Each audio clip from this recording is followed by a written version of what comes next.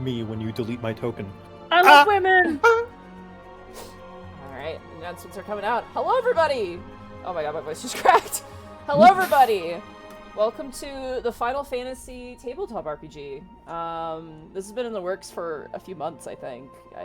I pre-ordered this when they announced this.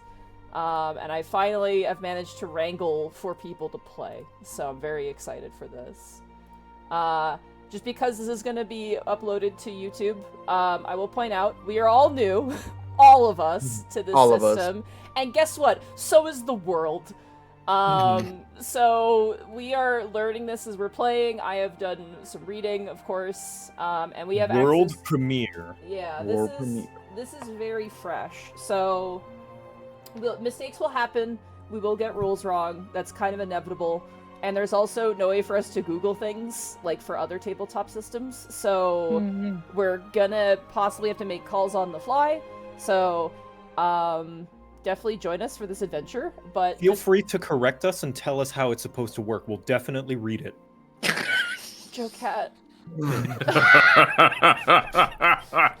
We're definitely going to learn from you so specifically. awful. Make sure to judge our glamours too. Joseph Catterson, please. I kid.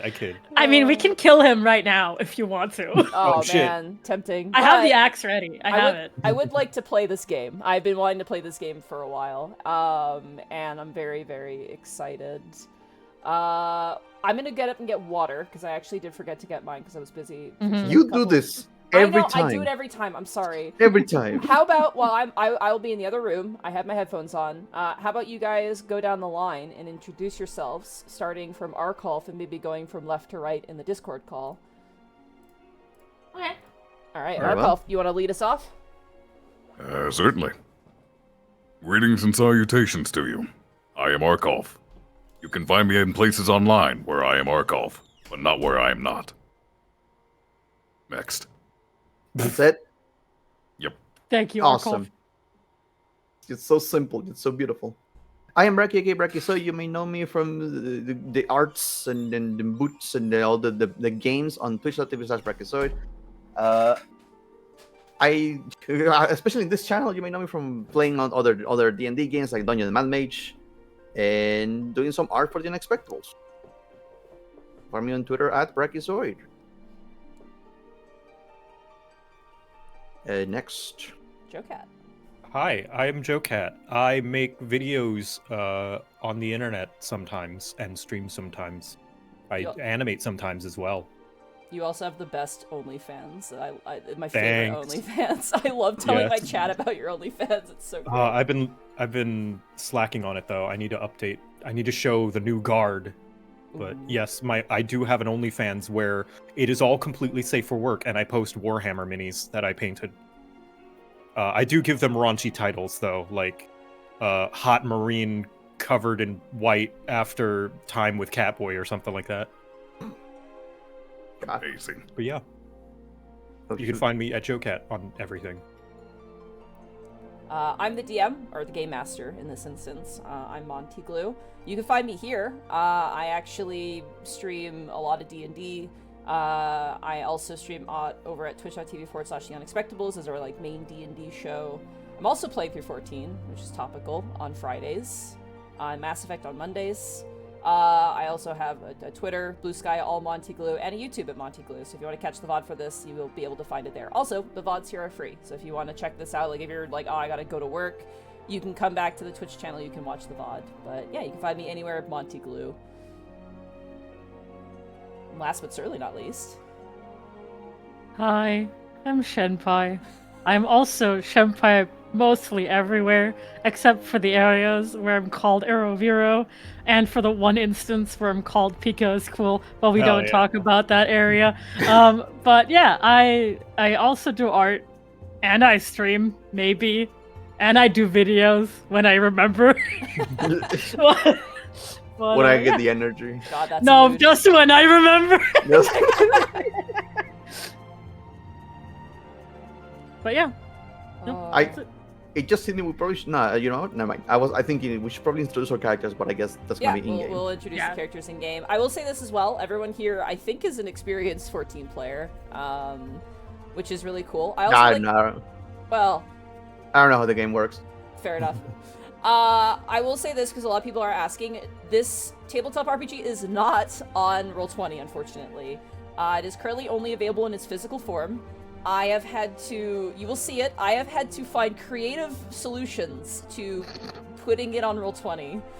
My players currently have their character sheets, which I did, Shifty Eyes, I did send to them because there's no way for us to play this game online if I don't send them some version of their character sheets.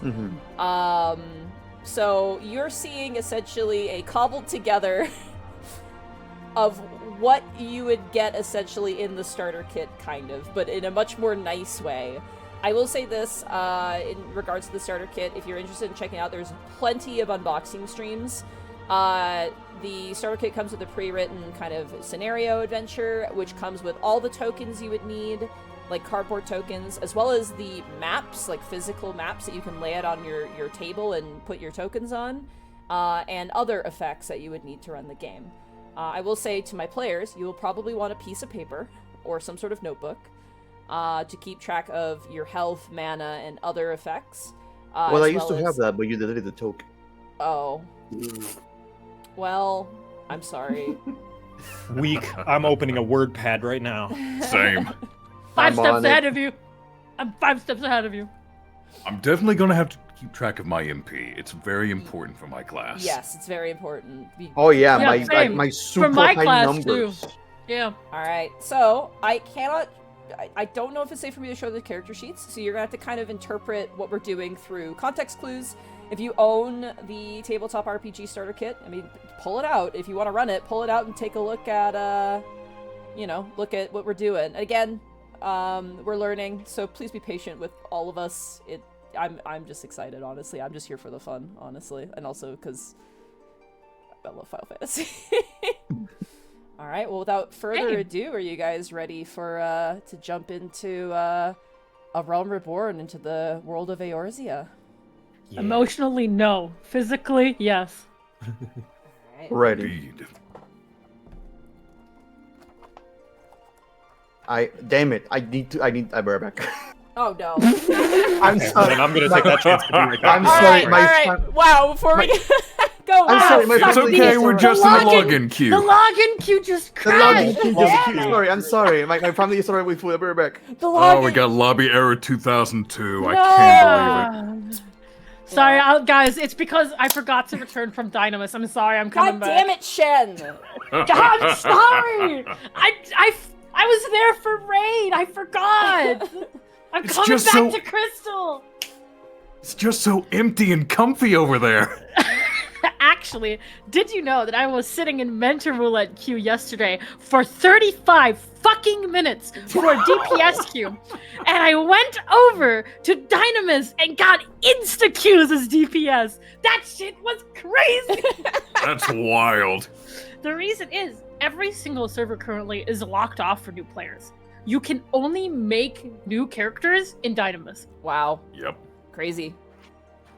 So all the It's also new one of the people few who are joining available- 14, yeah, they're there. It's also one of the few available destinations for data center travel because Yep. if even a single world is congested, which Balmung always is, Oh, I'm back. you aren't getting there. Ballmung, look at all of Aether. Yeah. Aether's worse right now. Yeah. Holy I'm crap. here. Hello. All right, we're all back. Okay, Yes, Bracky. food's not ready. Any more thing? I will be brought food. Yeah, I just Okay. communicated. Yeah, I'm gonna be busy, so I just bring me the food and put it under the door like a prison cell, and I'll grab it. Alright. All right. Well, with that, I think we're ready to go. Let's dive into the world of Eorzea, shall we? Guys, my game just crashed. Oh God. Okay. Get your graphics card.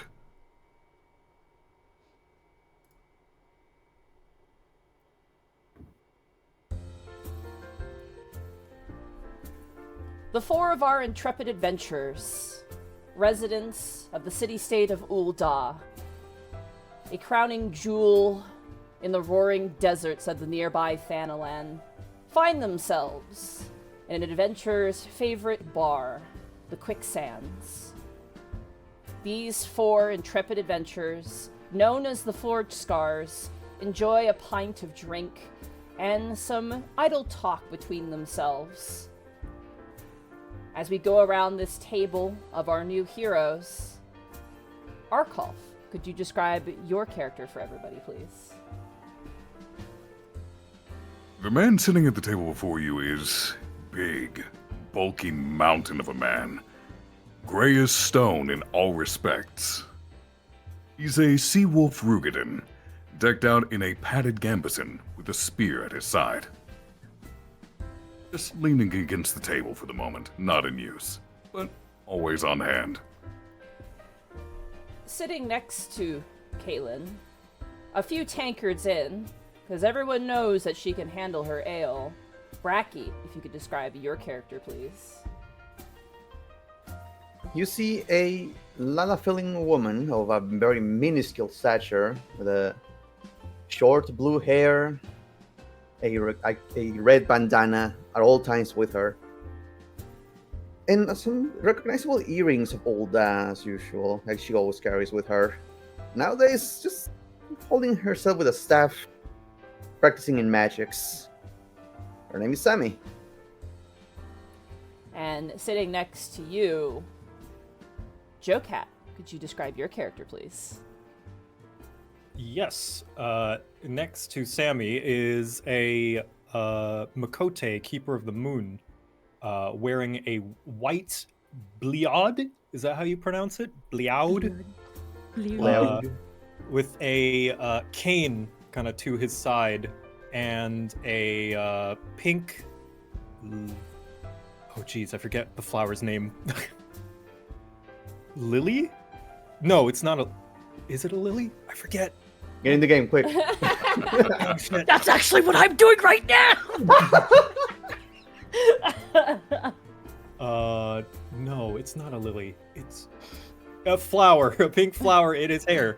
And, kind of darkish gray hair, and freckles all across his face as he is talking a mile a minute about all the excitement he has for the day to his companions at the table, holding his drink, splashing it out more than he is taking sips from it, gesturing while.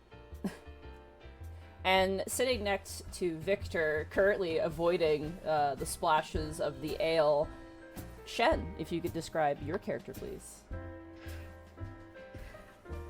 Kind of huddled in on himself is a Midlander male, here who with blonde hair and a little cap on his head, looking disgruntled and kind of trying to avoid the entire situation, with an axe strapped to his back and just trying to say nothing, almost as if he isn't there. And his name is Voxer. Oh shit, I didn't say my name. Fuck. I didn't say mine either. All right, Arkolf, Okay, well- what is your Rogadin's name, please? I know I said it, because I know it, but... Now, it's not a traditional Seawolf name, because most of the Midlander here can't pronounce the damn thing. So he's just known as Caelan Dogda. And, Jocat, what is your character's name? Running with the theme, his name is not traditionally Makote either, as because he had adoptive parents. So his name is Victor Quibbles. All right. As the 4 of you sit down enjoying your drinks, talking about your adventures, you notice 2 Uldans, a Highlander male and a Hellsguard Rugadin, currently kind of squabbling at a table. They're definitely deep in their cups so far, and there's a bit of a sort of clashing between the two as they kind of yell at each other. It's like, what did you say about my mother? And the other one goes, I said what I said.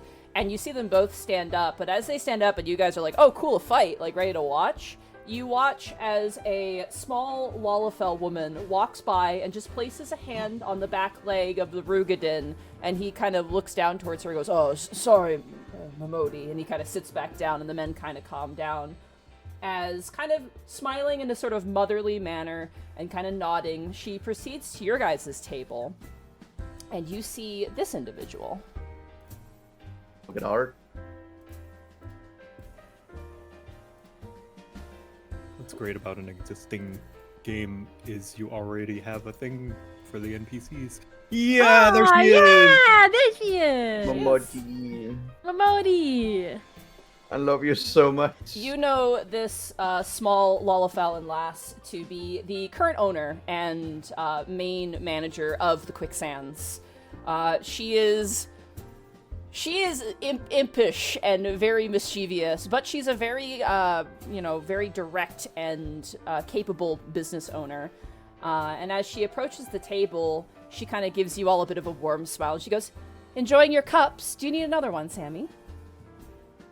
Yeah, sure. Well, another one as usual. She kind of looks over and waves down one of the waitresses, a Hurian woman who walks over. And is like, "Another round for my friends, please, on the house." And the Hurian woman kind of nods and walks away. Momodi kind of gestures towards one of the NPCs, like, "May I join you? I have something to discuss with you." Of course, Miss Modi. And she kind of looks towards you, Caelan. By all means, mistress. Why is it always asking to him? She turns towards you, Victor. Oh, yes, of course. And she turns towards you, Voxer. I don't care. Do what you want. She kind of boosts herself up into the seat and sits down. And she turns... "Are you looking for a job by any chance?" Victor immediately, almost, he slams his hands on the table, thrusting himself up. His mug is now completely sideways. Yes, absolutely a job! "Oh, mindful dear." She kind of reaches over and adjusts the glass back up to the top position. Oh, sorry. He'll reach for, a towel and start wiping down the table. As you Nice. wipe it Excitable down... always. Oh, never mind. Okay. No, go ahead.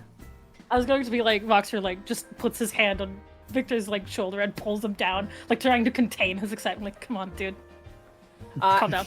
As you push Victor Sorry. down into his seat, the waitress comes back and places a tankard of ale in front of each of you.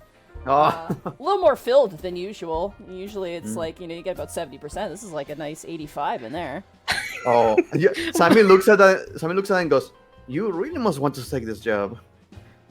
Well, it involves Amagina and Sons, who are, well known in the lands of Thanalan. Great trade company, own a lot of the mining facilities around Thanalan. I'm sure you're aware.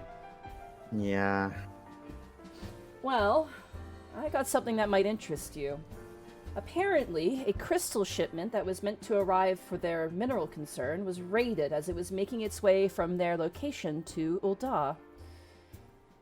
The concern's offering very, very good coin if you can get to the bottom of this and find out where the crystals have gone. What do you say?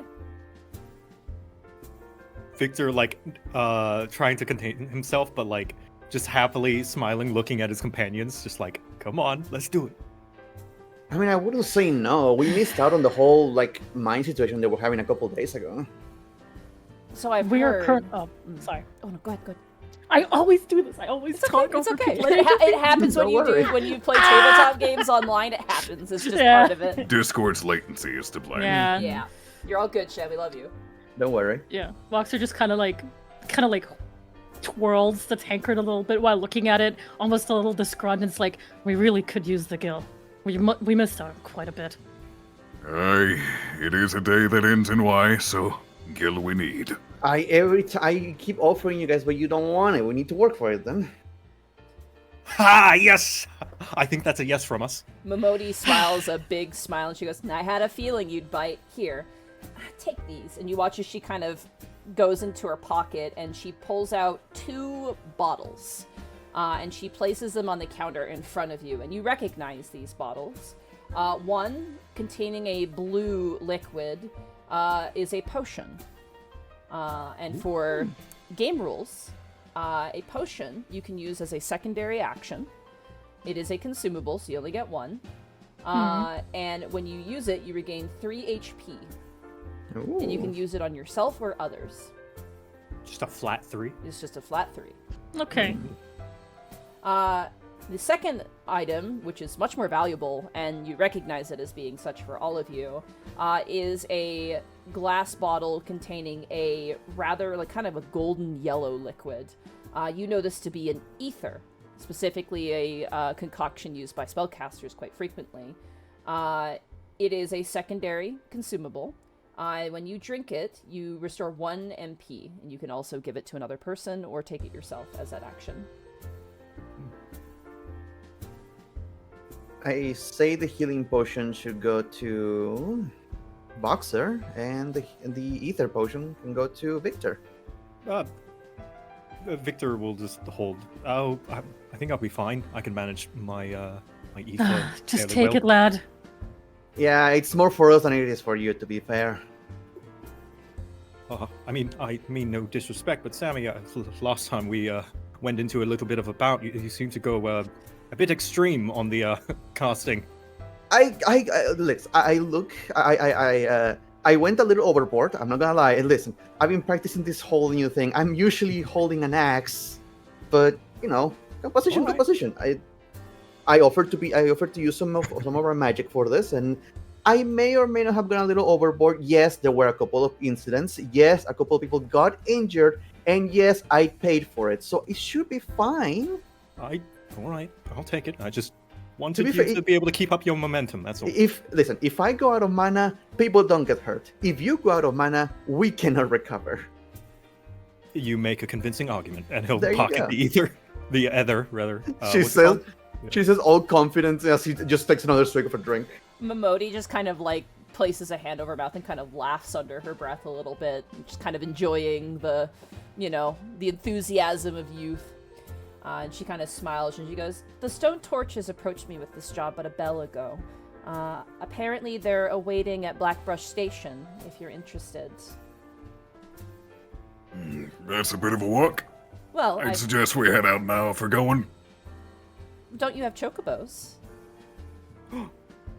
Oh, we do, but it's not that long of a walk. You just want to let your chocobo rest a little bit. I know. In the Look, meanwhile, they've been doing Voxer- a lot oh. of work lately. Shen. Oh, I was just going to say Voxer, like, takes the potion, like, inspects it and goes. And then puts it in his bag.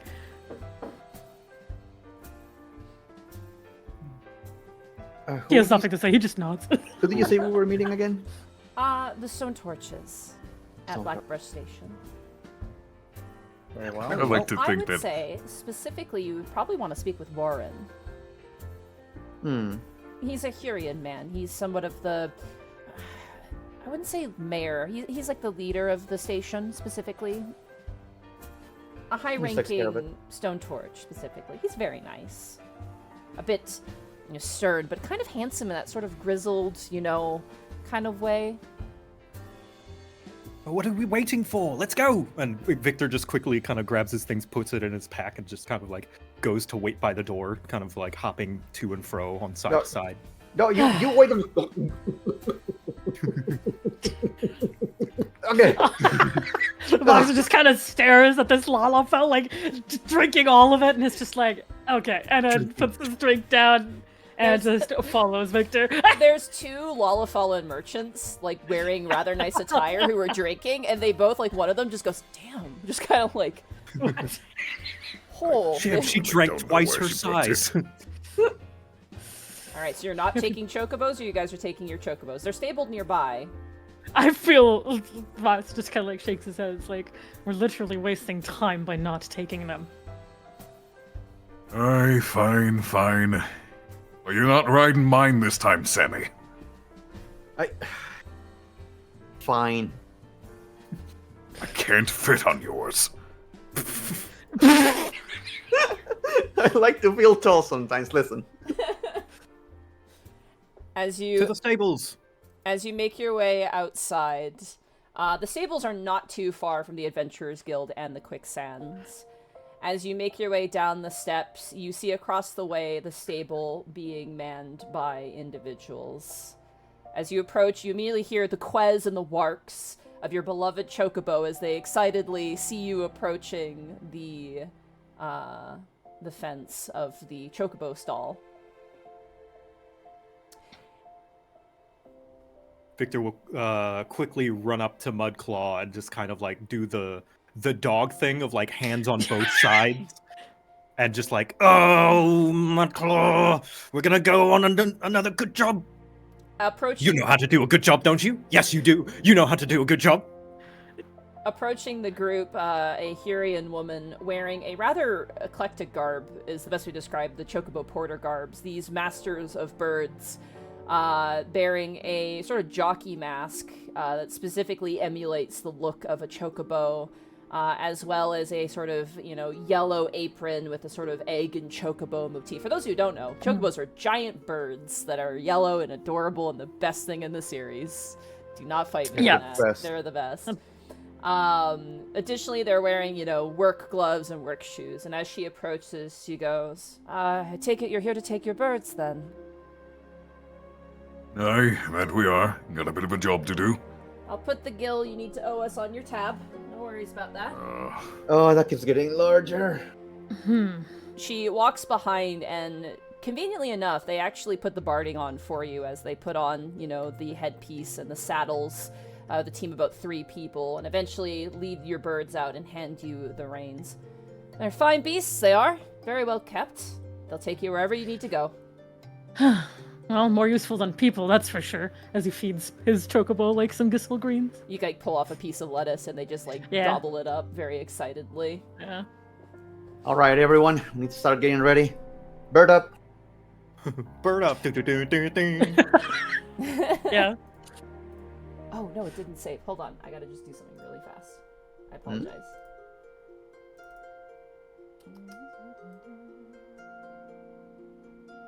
Hold on. While we're mounting up and stuff, Victor is just kind of talking to his chocobo named Mudclaw, and like telling him about the job. And what do you think is going on? Perhaps some sort of subterfuge or espionage? Maybe it's a competing, rivaling company. Ultar is very cutthroat in that way with their business. The entire time while Victor is talking, Voxer's just putting his hand up to his forehead and is just shaking his head. Sammie nudges Voxer a little bit. It's like, oh, come on, he's a little excitable one. Nothing wrong with that. I know. Looks like It makes it so frustrating. It's hilarious too because his chocobo, as he's talking to it, is the tail, his Makote tail is swishing side to side. His chocobo is laser pointing it, looking at it, watching where it's going. Victor will notice Voxer in his demeanor a little bit, and he'll whisper loud enough for Voxer to hear.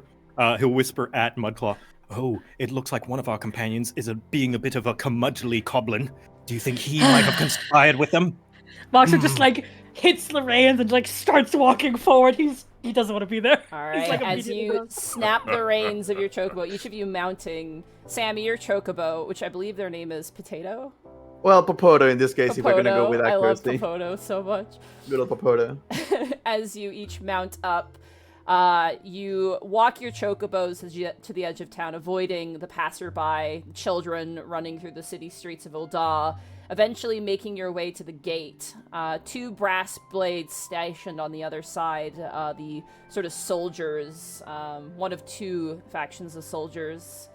Ul'dah's got a lot of soldier factions, let's be fair, actually. There's quite a few. They have a lot of, soldier mercenary. Private militaries. Yeah, you got the stone torches, the brass blades, the mortal flames. There's quite a few.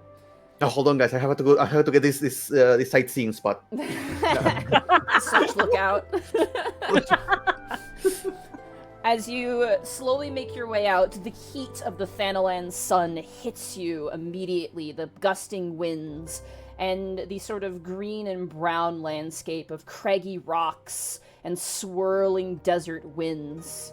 As merchants pass you by, you kick on the reins of your chocobos, who at this point have been walking at a pleasant speed, but then immediately, in their excitement for being outdoors for what feels like several days, immediately kick off into the air and begin to run. Yeah! Yeah! I turn off the music. The mountain music. /BGM, thank you. Like we jam. Shut up. As the four of you bound over the craggy hills and mountains of Thanalan, kicking up dirt in your wake, dust kind of kicking up, you see chocobo carriage wagons being led by merchants, and you kind of run past them, your chocobos quaying and barking around, ducking and darting, leaping over rocks in the air as you hold onto the reins tightly, your bodies being jostled and shaken. You've been here before. You see the far-off sights of old ancient ruins of Sildi and Baladia. You see the narrow and rather, what's the word, scarce rivers and ponds that mark the landscape. You see passers-by, small camps of adventurers as you make your way further and farther, until eventually, as your chocobos come to a slow standstill, you find yourself in front of this location.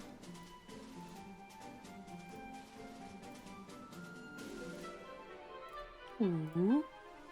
I need to close the memory picture. Oh, shoot.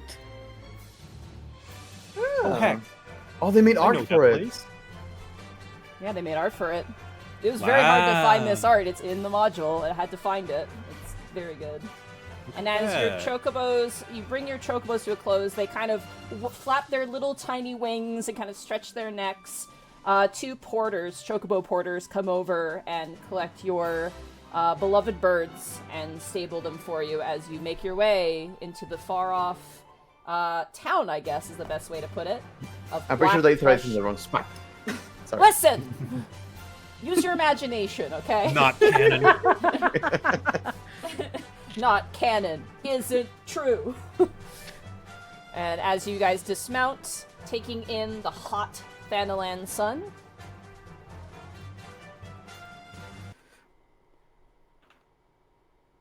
Poof. I'm never going to get used to this desert heat. It gets better the more you stay here. No, it doesn't. uh-oh, 1 second, I'm having... I hear that the dry heat is supposed to be better than the wet heat. Give me I've one never second. agreed with that. Give me 1 second, I'm just having an audio issue. Just give me 2 seconds. Talk amongst No yourselves. problem. Being from the Black Shroud, Victor does the, like, Rango thing, where he, like, scrunches up.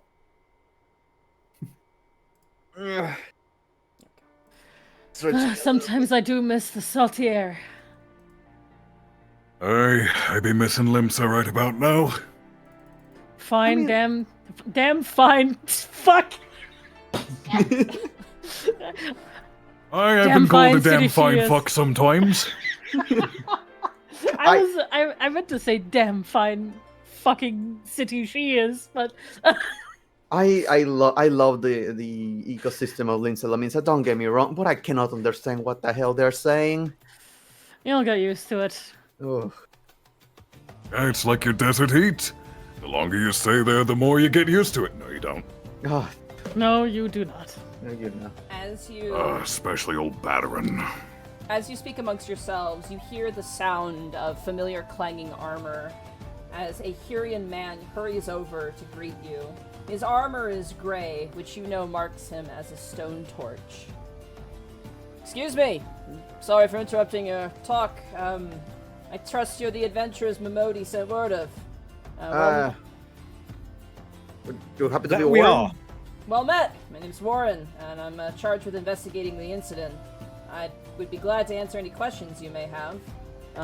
Might I suggest while you're here, tuning to the Aetherite, and as you look behind him where he points, there's this massive, almost kinetic statue in the center of Blackbrush Station, made out of pure crystal, framed with almost like a brass or gold-like metal. And as it spins on the sort of axis, you know these to be an Aetherite. Aetherites being a means of magical teleportation in the world of Eorzea. By attuning to an Aetherite, you can always teleport to that location later. Damn, this means we're new if we haven't Yeah. attuned to Blackbrush. But Voxer looks very nervously at this Aetherite. I was gonna ask, Sammy's ruled that would I already be attuned or? I would say you're attuned, yeah. Okay. If you're a native to Ul'dah, it's so close to the capital that you would have to be, I think. Yeah, the rest of us are foreigners. I always hate the tingle these things give. No, come on. It's exciting. A new place that you can revisit. Stories we can make. Come on. The exploring's fine. It's just, Listen, magic shite. just do the attunement and then clap 3 times. You will get rid of it. Alright, you guys attuned to the Aetheryte? Yep. Voxer is so reluctant. As you flex out your hand, the light of the crystal almost envelops yourself. You feel an almost... It's weird. It's almost like you feel weightless in a way as you kind of flex out your hand. There's a weird tingling sensation in your fingertips and your toes as you feel the ether of this Aetheryte channel through you, and you feel as though this location is set deep within your soul. And you guys may add to your character sheets, and this is important to keep these, that you are attuned to Ul'dah, the Ul'dah Aetheryte, and you are attuned to Blackbrush Station as well. Oh, I didn't know we had to keep track of this. Go. Yes, you do. Aetheryte attune. Cool.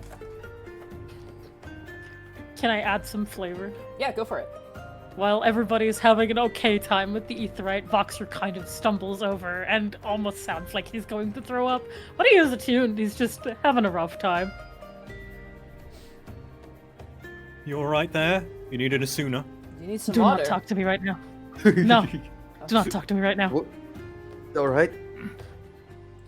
For Victor, sickness, I reckon. Victor will whisper over to the rest of the party. Yeah, he definitely needs an Asuna. Just maybe... like- Can you sneak one in? Nah. He gets mad when I do that. I mean, I can always hear do you. it and Just leave him be.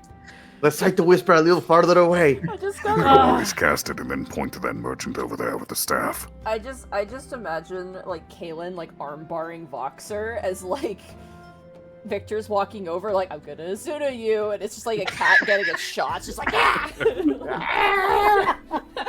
He just and all Oh, no. Voxer does is like give like the Pull him down! like a This is really for big your own stink good. eye. Like a really big stink eye towards Victor specifically. After you guys attune, Warren kind of, making sure you're okay, Voxer. He seems like, you see what Momodi's saying about this guy. Like, he seems like a very down-to-earth dude who seems to be like, he's not caring about you to look good. He just seems to be like, hey, man, are you good? Like, kind of making sure you're alright. And as you attune, No. he takes you over to some crates and just kind of leans up against one of them and goes, I probably should let you know what's going on a little bit. Though, I have to confess something a bit embarrassing. Embarrassing. We haven't really started an investigation in earnest just yet. Why How long might has that this been be? Well, we've been having to deal with some dead bodies to start before we've investigated the cause of the dead bodies. Turning them, contacting next of kin, If I was a betting man, I'd reckon bandits or beastmen. Well, Yeah, Malja has been acting up. that's for you to figure out, I suppose. Sorry, reading here. I could have sworn I heard whispers that they actually summoned one of their gods or something recently. Yeah, the beastmen have always been a problem, especially when it comes to crystals. These ones were coming from one of our mines to the north and making its way down to Ul'dah.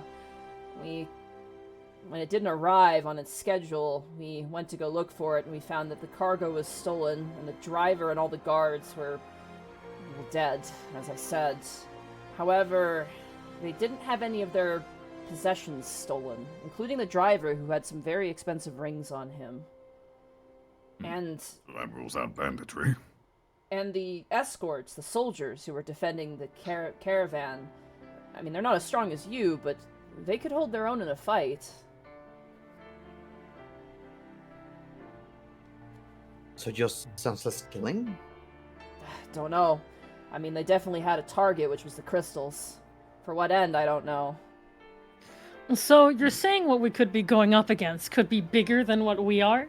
No, I think that you're more capable than just hired guards meant to watch a wagon. not to diminish the men who perished at all. That's an adventurous life for you. They put up a very good and honorable fight, but I mean, you have more experience in adapting to situations as adventurers. At least that's what Momodi has told me. With many dead bodies attached? I don't suppose we could see these bodies or where this happened. Be nice to glean some kind of information from it. Warren kind of points down a road and goes, "It occurred nearby one of the famous drinking holes, the Coffer and Coffin." Ironic name. There are some men there right now. Go there and make your presence known, and they should be able to let you look at the site. And don't let me forget something. You watch as he reaches into his pocket, and he pulls out 4 pearl-like items. These are link pearls, and he hands one to each of you. Ooh. I lost last one I had, so thank you. This is How'd my you link. lose it? You don't want to know. You may add Link Pearl Warren to your inventory. This is his Link Pearl. I forgot to say something in my character introduction. Also, yeah, here's a picture in case you want to show the chat, the full party. Do you want to say it now, Ship? Yeah, I forgot to say that Voxer is half Yeah. elven. That's right, yeah. I did. Oh. Yeah, he's half elven, so he has Oh. them pointy ears, but he is Heck still yeah. the structure of a here Midlander. So Hold on, let me... sorry, Oh, just sorry. I get so nervous doing D&D, No, so you're I forget okay. information. No worries. It's all good. It Enjoy. happens. He's a half-breed. Do we know that? I mean, you can look at him and you can probably guess. We can come to the there's conclusion. something about you. Like, That's so strange. you're a Hure, but you have elephant ears, and your neck isn't as long as a Dalmo, so I'm gonna presume. Come on. Wow. Also, No, there you go. you, I'll put that right there. Look at your stature is kind Yeah. of twinky. What's going on? Yeah, better resolution of the party, everyone. that. There you go. I'll just push that over there. Perfect. One of the benefits of it being a tabletop is you can reflavor your characters. I as really such. like that as a Rogadin, but you are put like as the lowest. So Yeah, you look like vertically. It's his own fault because of the way he took the shot. Look, when I was growing up, you had the tall folk sit down in front of the short folk. Yeah, that way the portrait artist could get everybody. All right. Your link pearl, as you get it, is a small pearl-like object. When you place it in your ear, you can use it to contact the person that the pearl is attached to. In this case, being Warren. Warren, as he hands each of you, he looks and goes, "If you happen to find the stolen crystals, give me a call on the link pearl, and I'll send some stone torches to help you collect what you find." I will keep you posted. Of course. Thank you for your help. I appreciate it. I mean, I know that's what you adventurers do, but, you know. All in a day's work. Of course. If you need any help, too, you may ask around. Maybe people saw something. we haven't really started our investigation, so you're welcome to talk to anybody you wish. Just, you know. Very well. You said down to Coffer and Coffin, yes? Yeah. It's Okay. just down the road over there, and he points it out. Right down the road. All right, Right I down the road. want you to talk to 3 to 5 NPCs.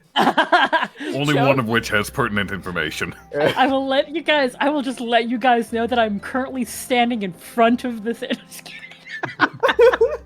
Hell yeah. Oh man, Huh. that'd be so cool too if you like played this like with the game. Yeah, that's how Yeah. people do it sometimes in, I in, think in that's the in-game also RPG. a way to do it. You could do it, yeah. Yeah.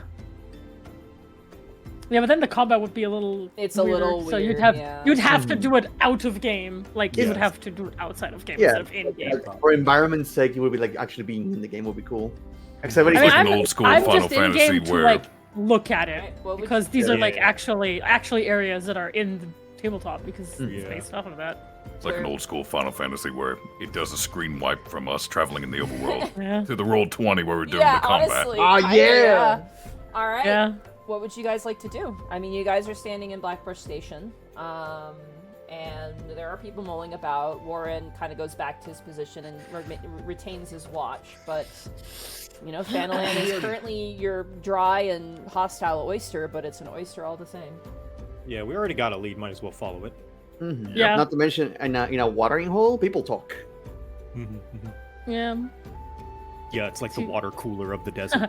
I mean, the quest location, the quest just marked up, dude. It says right there in the MSQ. We should go there. We should be going over there. I see the radius. All right. As you guys are gonna head down to where Warren pointed out, then Yes. Yep. Mhm, yes. Gopher. you follow the road south to where the wagon was attacked, and as you approach, deep red stains mark the arid ground where the victims fell, and the splintered remains of broken crates litter the area. Several guards clad in the armor of the stone torches stand watch over the scene. They notice you as you approach, and one comes forward to stop you. Stop right there, adventurers! This place is off limits, save for those of the employ of Almagina and Sons Mineral Concern. Voxer. Oh, never mind. Sorry. No, Go on. you can go. Oh, you go first. Okay. As a matter of fact, and Victor like feels very excited to say this. You can see he's like puffs out his chest. We are actually part of the Adventurers Guild, known as the Forgescars. We are here on behalf of the concern, as assigned by Momodi of the Quicksands. Yeah, we have to talk to Warren first. Oh, goodness. Here, would you like to borrow his link pearl he gave us? You watch as the guard kind of stiffens up.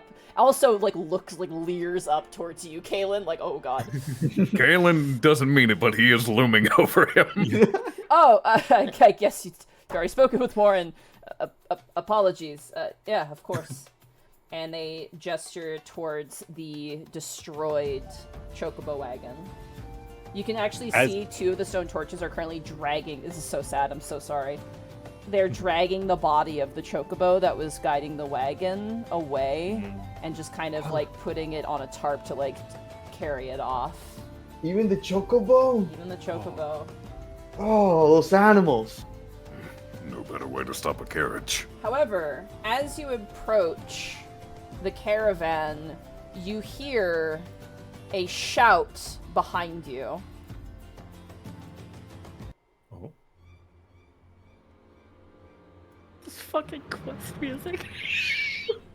Before you have so much of a chance to look around, a pack of gigantic ant-like monsters skitter out from behind a nearby outcropping of sun-bleached rocks. The guard who had spoken to you shouts out, "Falls balls! Where in the seven's hell did they come from? To arms! We can't let them disturb the scene!" The guards move to engage the antlings, but a pair of the Vilekin manages to slip by. "Damn it! There's too many of them! Give us a hand, adventurers!" Before you can respond, the two antlings move in to attack you. And now we enter our first combat. Let's go. I think I remember this fate. Work then. Caelan does that extremely painful thing that Rugans do where they just bash their knuckles together.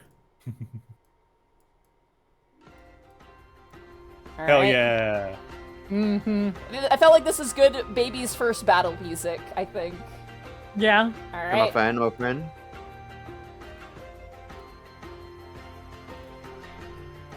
Yeah. Yo, look at those ants. Ants. Alright, so you may Ants. notice there's a black space on the side. Yeah. That is for anybody who has an AoE ability, because that's where AoE is. So if you need this, let me know, and it's to the side here. Okay. Oh, I didn't see it. Oh, you didn't see it? Right there. Nope. What? Okay. Yeah, so that's your guys' AoE. Alright, so, I mean, I Now could we- also just do this, right? no, we gotta use these. It has a specific They're measurement. preset sizes. They have preset sizes. So if you guys ever get the physical copy of this, they actually give you these AoEs as physical things in the actual starter kit, which is really cool. So I had to We have AoE markers. I have to recreate them in this though, because, I don't have those in Roll20. I see those are the problem, but okay. Yeah. It's just easier because then it's all universal, and you're gonna see why. Alright, so we have entered combat. And you're probably noticing I didn't say to roll initiative, because there is no initiative in this game. Oh. First of all, to establish, you were not surprised. You saw the enemy coming, and therefore were not Yeah. surprised. Which means the enemy does not get a turn ahead of you. So turns in this game start with you guys first, adventurer's turn, into enemy's turn, and we just go back Yeah. and forth like that. And when the round is done, whatever goes. So first, you have to decide amongst yourselves what order you guys want to fight in. Additionally, you may also notice that you guys are currently in a box. You may place your character anywhere inside of that box before the fight begins. Yeah, I'm in the back. Same. Okay. And I've got to run forward to smack him with my here. stick. Oh, this is like that circle, like at the beginning of dungeons. Yeah, we're like, Yep. we're just. Oh my just god, getting give me. ready. Start Just like- emoting. Yeah, Start we gotta emoting. do like the little circle and the hand wave in the chat. Like, hold on, like this. Wait, So, like what, this. Slash. what Yeah. order? What order would you guys like to be in?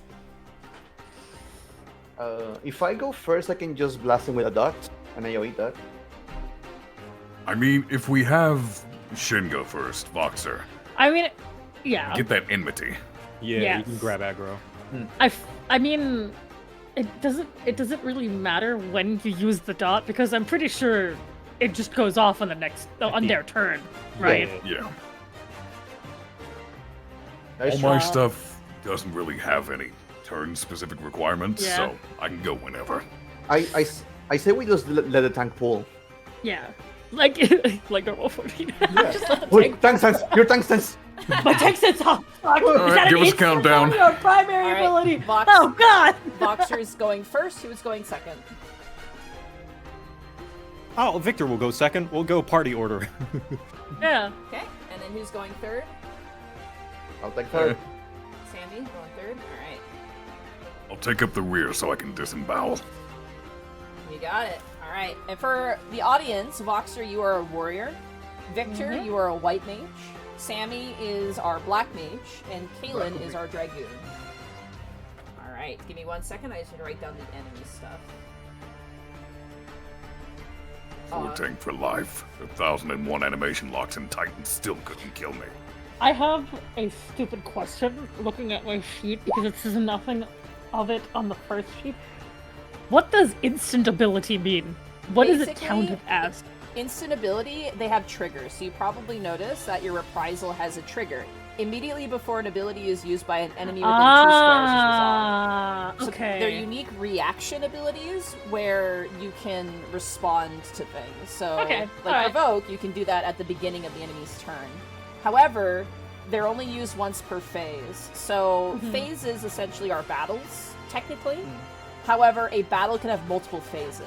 So you could have Okay, yeah. you can have like say for example these ants, right? These antlings. Yeah. Let's say you fight these antlings and then a queen shows up. That would be another Yeah. phase technically. Oh, okay. Yeah. So Okay. you would get your abilities back. So does that make Oh, sense, okay. everybody? Yep. Okay. Cool. All right, 1 second. I just gotta mark my antlings here with numbers so I know who is who. I'll do red ant.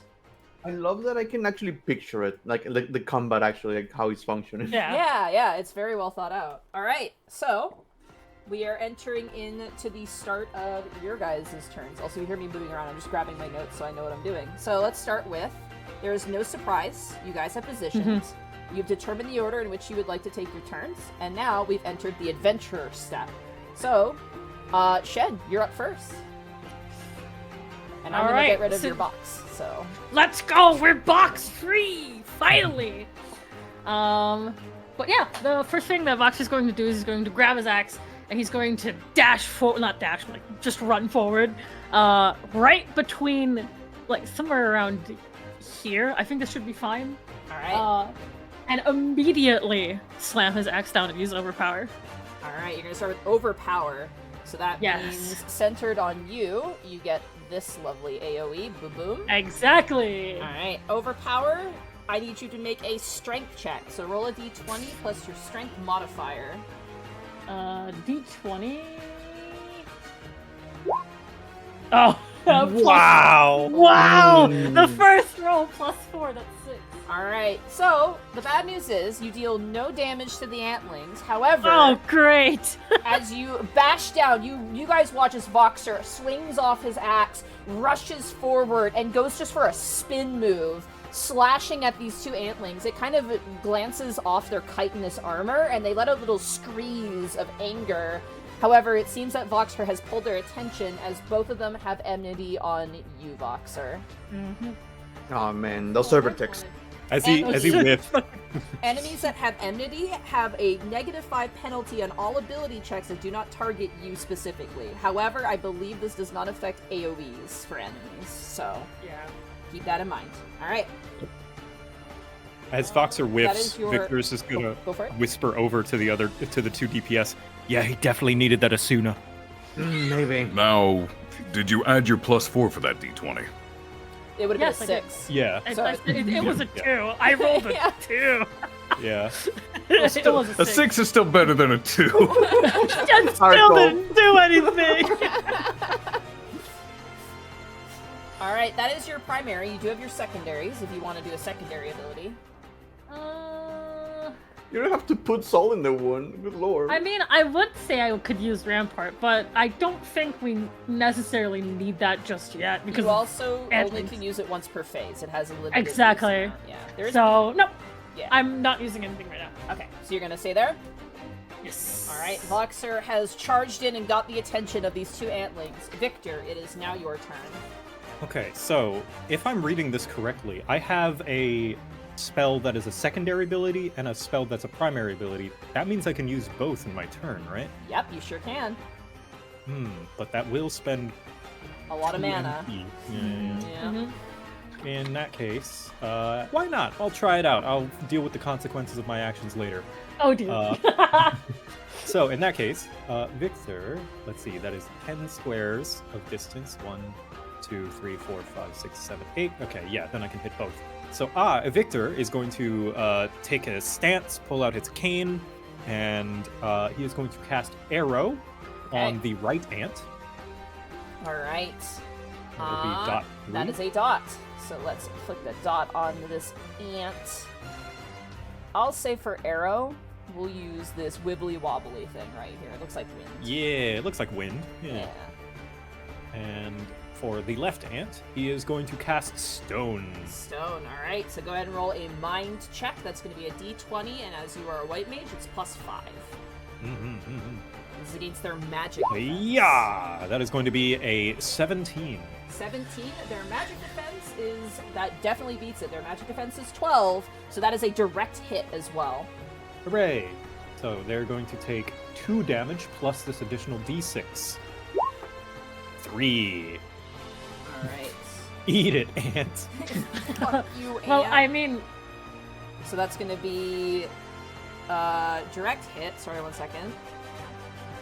It's going to be 2 damage plus 1, so it's going to be 3 damage to the ants. Rock beats ant. As you bring out your staff, Victor, you kind of thrust forward your hand and you feel as the wind in the air, the hot Thanalan wind, almost concentrates in your palm, responding to your beck and call, and you flex out as the wind rapidly assails the antling. You then kind of place a hand on the ground and lift up your palm as stone hovers kinetically between your fingertips, and you thrust it forward. You aimed the stone at this other ant, correct? Yes, that is correct. I put the health on the wrong ant, so let me just quickly fix that. And as Victor casts the spell as well, he just a little bit spicier than the Black Shroud. Alright, that was your primary and secondary. Would you like to move or would you like to remain where you are? I'll stay still. Alright, that brings us to Sammie. It is now your turn. Blow them up! No. I'm gonna cast Thunder 2 on, like, right in between them. Thunder 2, you got that. Let me just check here, Thunder 2. Sammy grabs her staff with a red gem on the very top and just starts lightning bolts coming out of the tip and just... Alright, that is a 5x5. I'm assuming you're just gonna put it somewhere right there. Mhm. Okay. Just gotta double check something super fast, roll-wise. I believe you can't put the same dot on the target twice, but you can have No. 2 different dots, so that's fine. Yes. Alright, Doesn't so 5x5 inflicts dot 3 on all targets. Alright, so they, and I have a token for these. oh shit. Scathe actually does something in this game mode. Right? Right? You're like, holy Holy fuck! Holy shit! And sleep is really good too. Mm-hmm. Alright. As you flex out your hand, Sammie, electric crackles. Voxer, your hair kind of stands up on end. But you watch as the antlings begin to twitch as electricity channels between their chitinous body. Well, I don't have consecutive invocation because of this spell, but I will use my secondary ability to use Scathe Alright. against the one on the right because it's the one most fucked up right now. The one on the right is actually the least fucked up. The dots have Never not- mind. have yet to apply, but the one on the left has taken some damage from Victor's stone attack. The left one is Scathe. Scathe, you got it. That is cost 1 MP and single Yes, target. I have used 3 MP so just far. deals 3 damage. Let's go. It's like kind of a magic missile. Secure damage. Bam. Alright, you flex your hand and sort of a baleful magic chews away at the vitality of this antling as its legs kind of begin to stagger ever so slightly. Alright, does that end your turn? I believe I can move still, You can still move, yep, you can move, I believe, 5 squares. unless I can. If I don't move, I can use focus to cast You a can, spell. yeah. So, I believe you have, where is it? I could not proc consecutive invocation because I used Thunder too. But I thought in the rules said I can forego my normal action to cast another primary action. Or was that secondary action? Consecutive invocation. On your turn, after resolving the effects of an ability that enables this Yeah, trait, you that's- may forego all If save you moves. use That's not it. focus, you can't move, but you can use another secondary action. Another It secondary gives you an extra bonus action, in other words. Yeah. Gotcha. Oh, I could have done that. All right. Should I use? Be mindful of your MP. I'm Last my in MP. I'm thinking about warrior. it. Don't You worry. could also do Mana Font, which restores 2 MP. if you Yeah, don't but it's move. once per phase. Fuck it, let's go for more damage. Scathe again Scathe against the again. same one. Double Alright. Scathe. Double Scathe. Fuck this Bam, ant bam. in particular. Can't believe you swift cast Scathe. I should have got Scathe. In every other instance, you would be murdered. Feels like that guy's like, he's beginning to believe, and it's like Sammie swift casting Scathe. Oh. Now that's gonna be my turn. Alright, that ends Sammie's turn. That brings us to our Dragoon, Caelan. It is now your turn. How rough is the one on the left looking? They still got fight in them. These things are pretty strong. Good. It would be boring if they didn't fight back. 2, 3, 4. Galen's gonna grab the lance from his back and jab it straight into its ass with a true thrust. I really Alright. like that you went to the fucking rear positional. I am deeply like programmed. a true melee! Let's go! That's a d20 plus 5. D20 plus 5? Yeah. That's a 24. Wow. Ooh, that's not a crit. It's so close, but that is a direct hit. So that'll be 3 damage plus an additional 2d6, Alright. 2d6, damn. which is 11. 11 damage, not bad. As you strike into this antling, you manage to like break through the chitinous armor, and your lance plunges deep into the back of this creature as an Icarus green blood sprays across the field. The creature lets out this horrible shrill shriek at you, Voxer, as this happens. Now, as part of my combo action, I'm going to rip the spear back out of the side, twirl it around, turn my position entirely so we're back to back, and jab it backwards into its ass for a disembowel. Disembowel, you got it. Which is a 1d20 plus 5. That's a 15. 15. Let me check its physical defense. You just get a direct hit with that, as its physical defense is 14. So that is 3 damage plus an additional d6. For 4. 4 damage. Total of 7. 7 damage, not bad. This thing is starting to look rough as it begins to kind of stagger on its feet and seems to be having a terrible time. I can see why they fight dragons with those up north. Unfortunately, you've been put down to ant duty. Alright, I mean, if you Caelan. squint a bit, it's sort of like a dragon. No, lad. Caelan, does that end your turn, or do you like do a secondary ability? Looking at my secondaries, I'm just going to hold them for now, so that will be my Alright. turn. We've entered now the enemy turn. Just checking some notes here.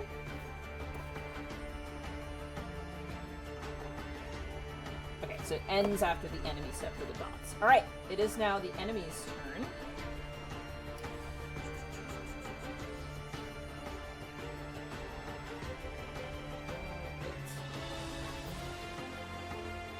Okay, so as these ants have been enmitied by Voxer, this one here, even though it's been stabbed in the back, is going to turn its attention towards you, Voxer, and it's going to start by going for its trap jaws attack.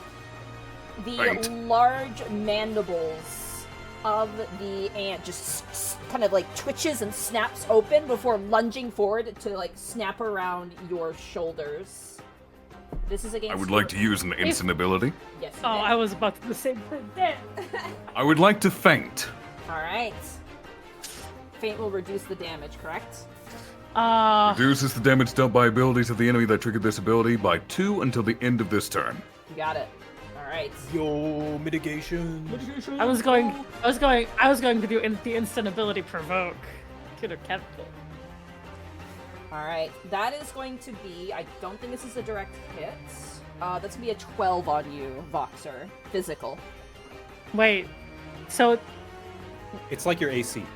is it on me or Yeah. on? He's aiming for you. Yeah, that's Okay. why I fainted. Oh, Mitigation is everyone's I job. thought you said Yeah. it turned around. No, A no, DPS helping with the mitigation? no. It doesn't turn around. I think I maybe misspoke. I'm sorry. Oh, yeah, it's fine. It's like seizing open its jaws to latch onto you. And Okay, what got did you a- say it was? It's gonna be a 12 total. I have a 15. 15. So it's not a direct hit, but it is still a hit. As the Yeah. jaws, you manage to bring up your axe just in time to prevent the jaws from completely just chewing you to bits. You Yeah. feel your axe has a wood like hilt, I'm assuming, like a wood handle. Yes. The Yeah. jaws sink a good half an inch into the wood and block the majority of the jaws. However, you still take 5 damage. Okay. All right. Ooh. Youch. That's with the -2. Oh no, that reduced that by 2. That's right. So 3 Oh, damage. so I only take 3 damage. Yeah. Okay. Then you watch as it actually is going to move.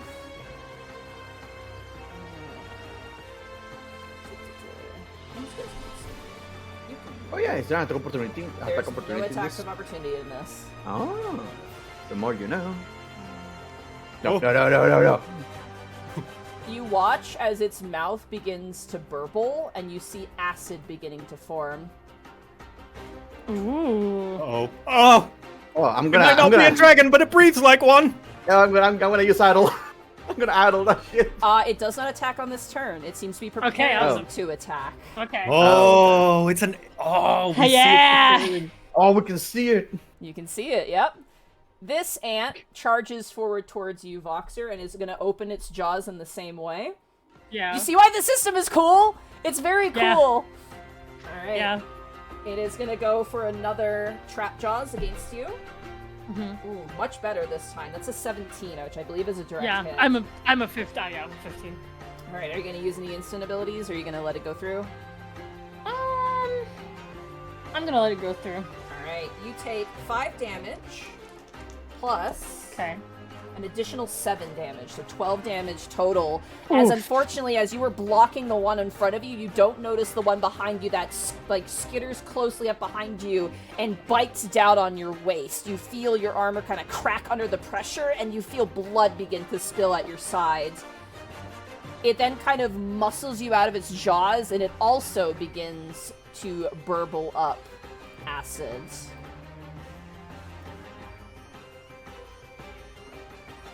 Voxer's getting gargled. Oh no. Ah! All right, that ends the enemy's turn, which means our dots are gonna go off. So Yeah. let's No, start. that's at the end. Mine's at the end. Yeah, we're at the end.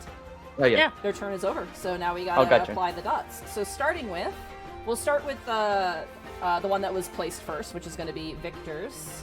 Victor's arrow is going to just do 3 to each of the the ant that it is targeting. So Mr. Blue Ant is getting. Hey, Mr. Blue. You know. I hope you guys are enjoying this so far. I'm thrilled. Yeah. I like it. I already like that it promotes movement. Yeah. Yeah. Otherwise, I would just stay in my place and just double cast constantly. All right. So the My wind Leylands. begins to chew away at this antling, and then Mr. Black Mage, as in Mrs. Black Mage, sorry, Sammie. Go ahead for me because you also have the additional effects where if you roll an d20, you roll a 19 or a 20, you get an additional proc effect. So go ahead and roll a d20 for me, Sammie. Do I roll twice for each of one? Just or... once for both. Just one. Okay. Yeah. Oh! Oh my god. Okay, okay. So First crit of the game, means baby. on a roll of 20 or 19 or 20, you get a proc effect. The next lightning aspect ability you use costs 0 MP and it deals an additional 6 damage. That's massive. You see Sammie's staff just like starts glowing in her eyes, just turn into thunderclouds. Now keep in mind you cannot proc an additional dot. So yeah, just keep that in mind. Reapply it. Yeah. However, they still also take the 3, so both of them take 3 damage. The one that got stabbed in the butt, the one that's currently facing its acid south, is looking very rough. It is like one of the legs is broken and twisted inwards, and it's like standing and it's trying to spray at you. Alright, that ends the first round of combat, which was very exciting. I love this. Sorry, I'm very... this is really cool, guys. Question. Uh-huh. How long do dots last? Dots last... Yeah, because What I I think it's understand duration. reading this, enfeeblements, enchantments, everything lasts until a new phase begins. Yeah. So this is just the Or- entire combat until a new phase starts. Or they're Azuna'd off as well. They can be Azuna'd off, I believe, as Okay. well. Okay. Nice. And so a phase is not like a round, is it? No, a phase is not a round. A phase is like a battle, essentially. So the moment we get into like combat, that is considered a phase. However, if you're in a combat, you can also have multiple phases in a single combat. So like Imagine ultimate phases. Like the I fight see. changes in some way. I see. Like it says, the start of a new phase may see enemy reinforcements take the field or have a powerful foe adopt a new form. Yep. Neat. yeah, I'm pretty sure dots are indefinite. I could be wrong, but I'm Yeah, pretty sure that they're makes them indefinite. practically indefinite, yeah. Yeah, because I It haven't says seen, when a like- phase ends and a new one begins, remove enhancements and enfeeblements from all characters, so it's only when a Right. phase ends. Yeah. Which, to be fair, like, that's about how long it takes to, like, kill a typical enemy anyway. Yeah. Yeah. Seconds. All right.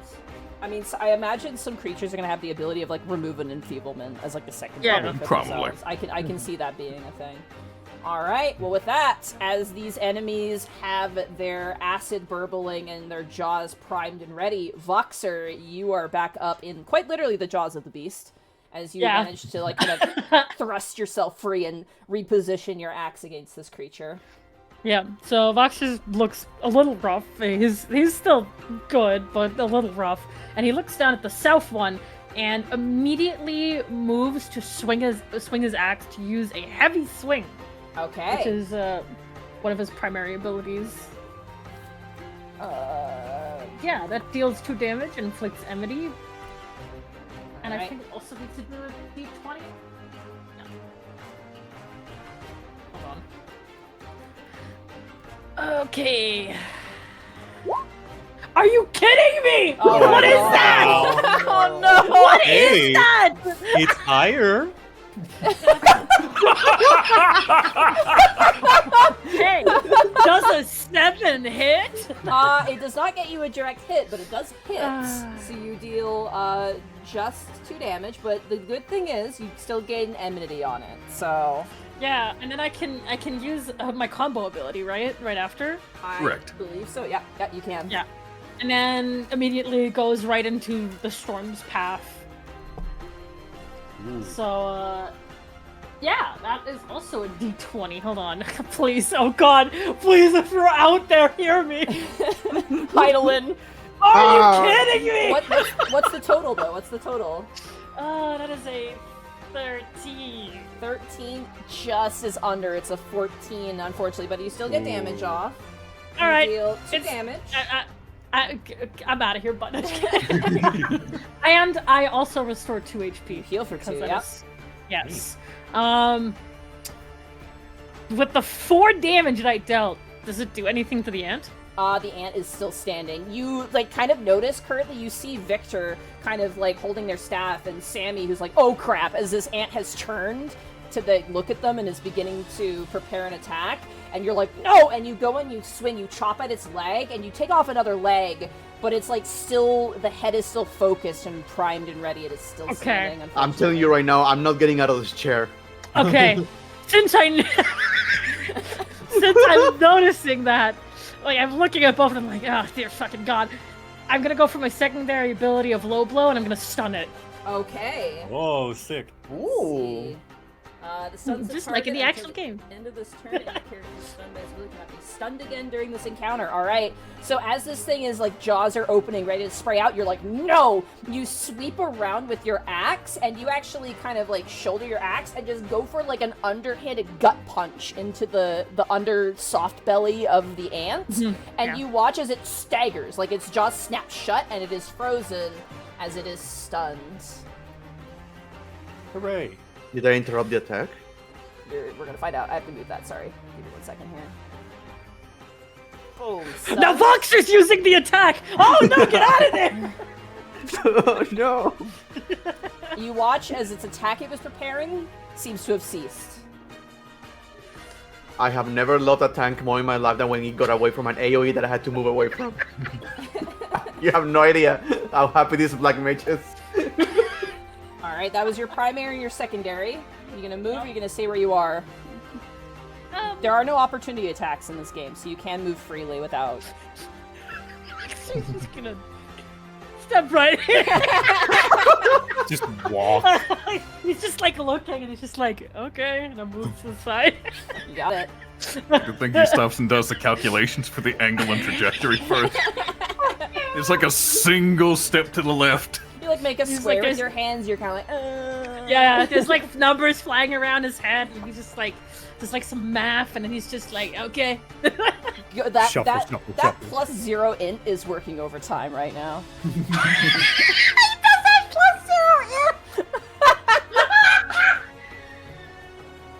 No, there's nothing going on in his head right now. Just like the little toy monkey going. Oh, yes, with the symbol. Alright, cling, cling. Voxer, does that end your turn? Yes, it does. Alright, Victor, it is now your turn. Question. Mm-hmm. Adventurer step, that's a round, yeah? Technically a round is when we go through adventure step into enemy step, and then we have end around and then start of round.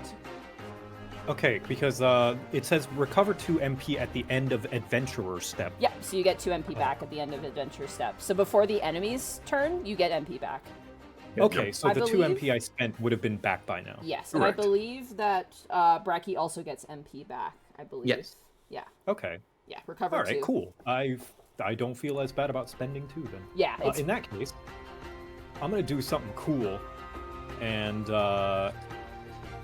just like as Voxer stuns the ants, and then Victor is just gonna whisper over to Sammie, "See, he does care." I mean, in his own way. And Victor is going to target the other ant okay.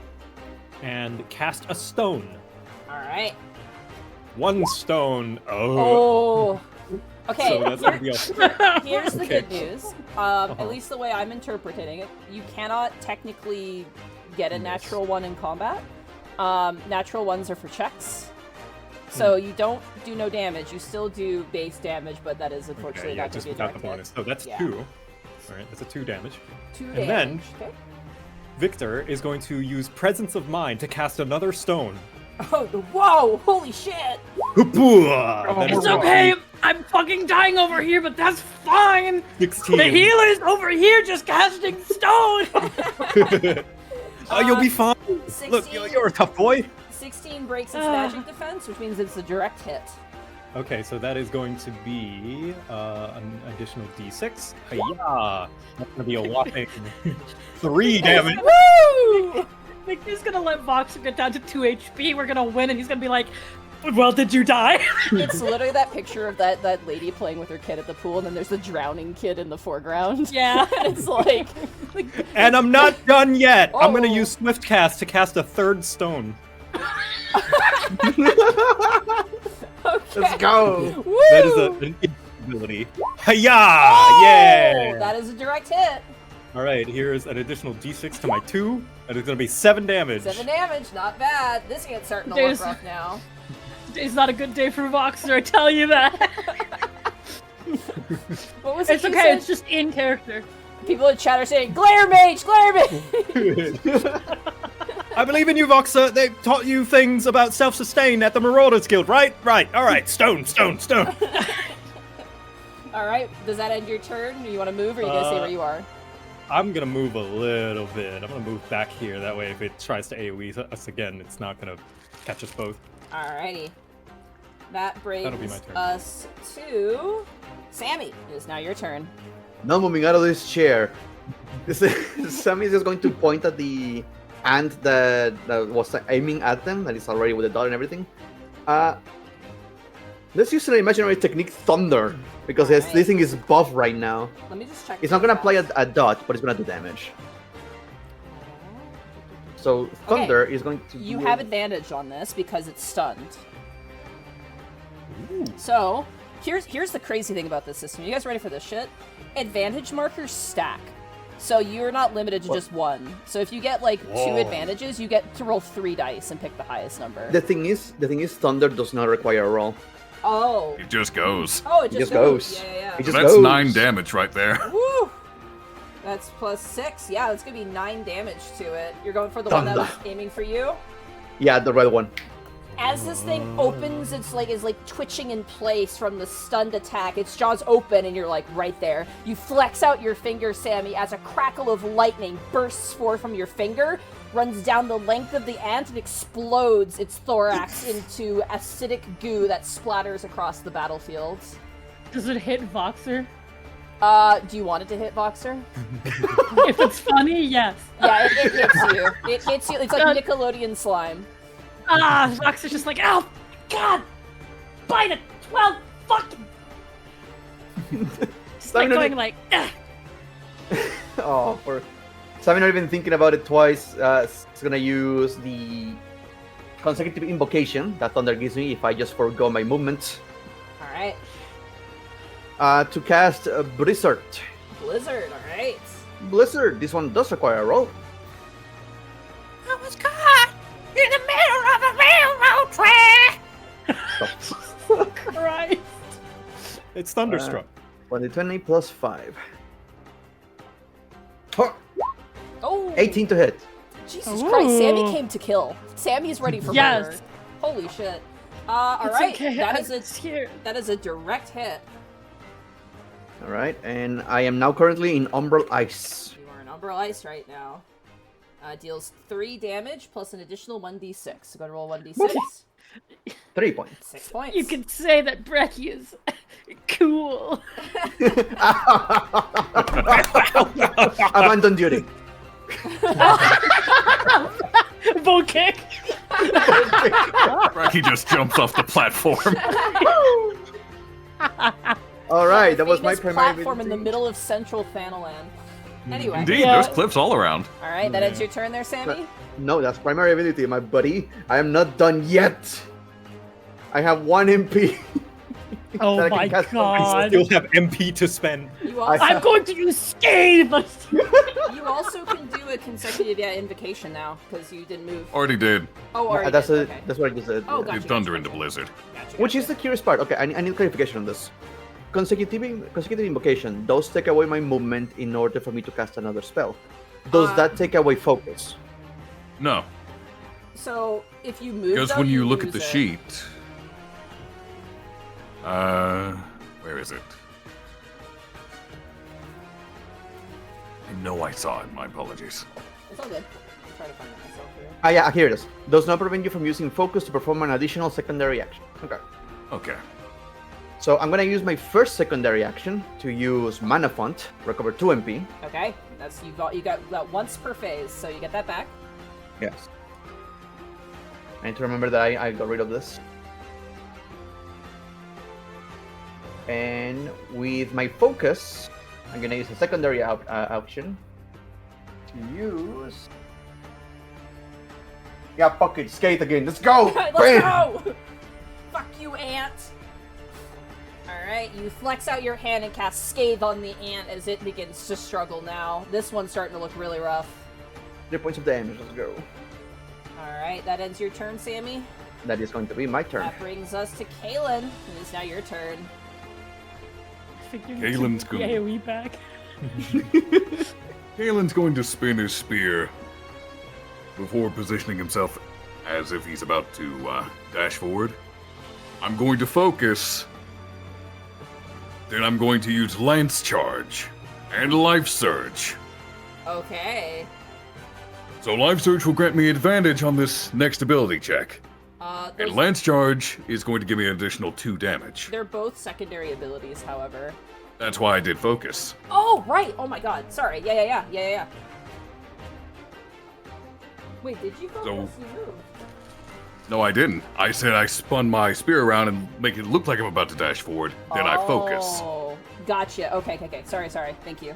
Apologies. My wording was a little unclear there. My apologies. Yeah. So you're not moving. You're foregoing to focus. Correct. I'm focusing. And you're gonna use Lance Charge. Lance Charge and Life Surge. You got it. So I have an additional 2 damage from Lance Charge. I have an additional 2 damage from Power Surge from the Disembowel earlier. Yeah. And then Life Surge grants me Drain, which I don't really need right now, but the important thing is, it gives me advantage. So now, I look at that ant. And then I'm just gone. I've launched myself into the atmosphere like a satellite. I'm going for a jump! There he goes. Now I need to roll this twice. Oh, never mind. No, you don't. Oh I need to. my No, you don't. god! I'm taking that nat 20. Why? So- Why is everybody so much luckier than me? This sucks. So let me roll that damage. The universe is W just dice. trying to be. The universe is just trying to be character accurate. That's all. Ah. That's going to be yeah. 4d6. 46 plus 2 plus 3. 4d6 plus 3 plus 2 plus 2. This is gonna hurt. That's 19 damage. Yeah, you watch Oh. as Caelan, using their spear, vaults up into the air at an impossibly high height. They kind of sweep so that the top part of their spear is right next to their hand, and they just drive into the top of the ant. A plume of dust sprays. So Voxer, not only are you covered in goo now, but the dust bellows onto you as there's just a crater in the middle of the battlefield with Caelan standing on the head of the ant, pulling the spear from its head. And the ant is Voxer- suspiciously in a Yamcha pose. Oh, Voxer also just like lets his axe drop and like wipes his eyes and walks away. It's like, what the fuck? Come on! Oh my guys, I'm terrible. I didn't have the victory theme. I should have grabbed the victory theme. Yeah, everybody's celebrating while Voxer's in the background, just like wiping himself off. Like, what the fuck? Do I still recover my mana?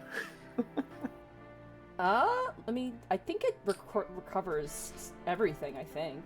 If we're not in combat, we get everything back. Yeah, you get Yeah, everything back. I was thinking, like, even if we didn't, we it recover should. mana at such a fast rate that I could just heal everyone. So I assume in the rules you just you just get get your health back.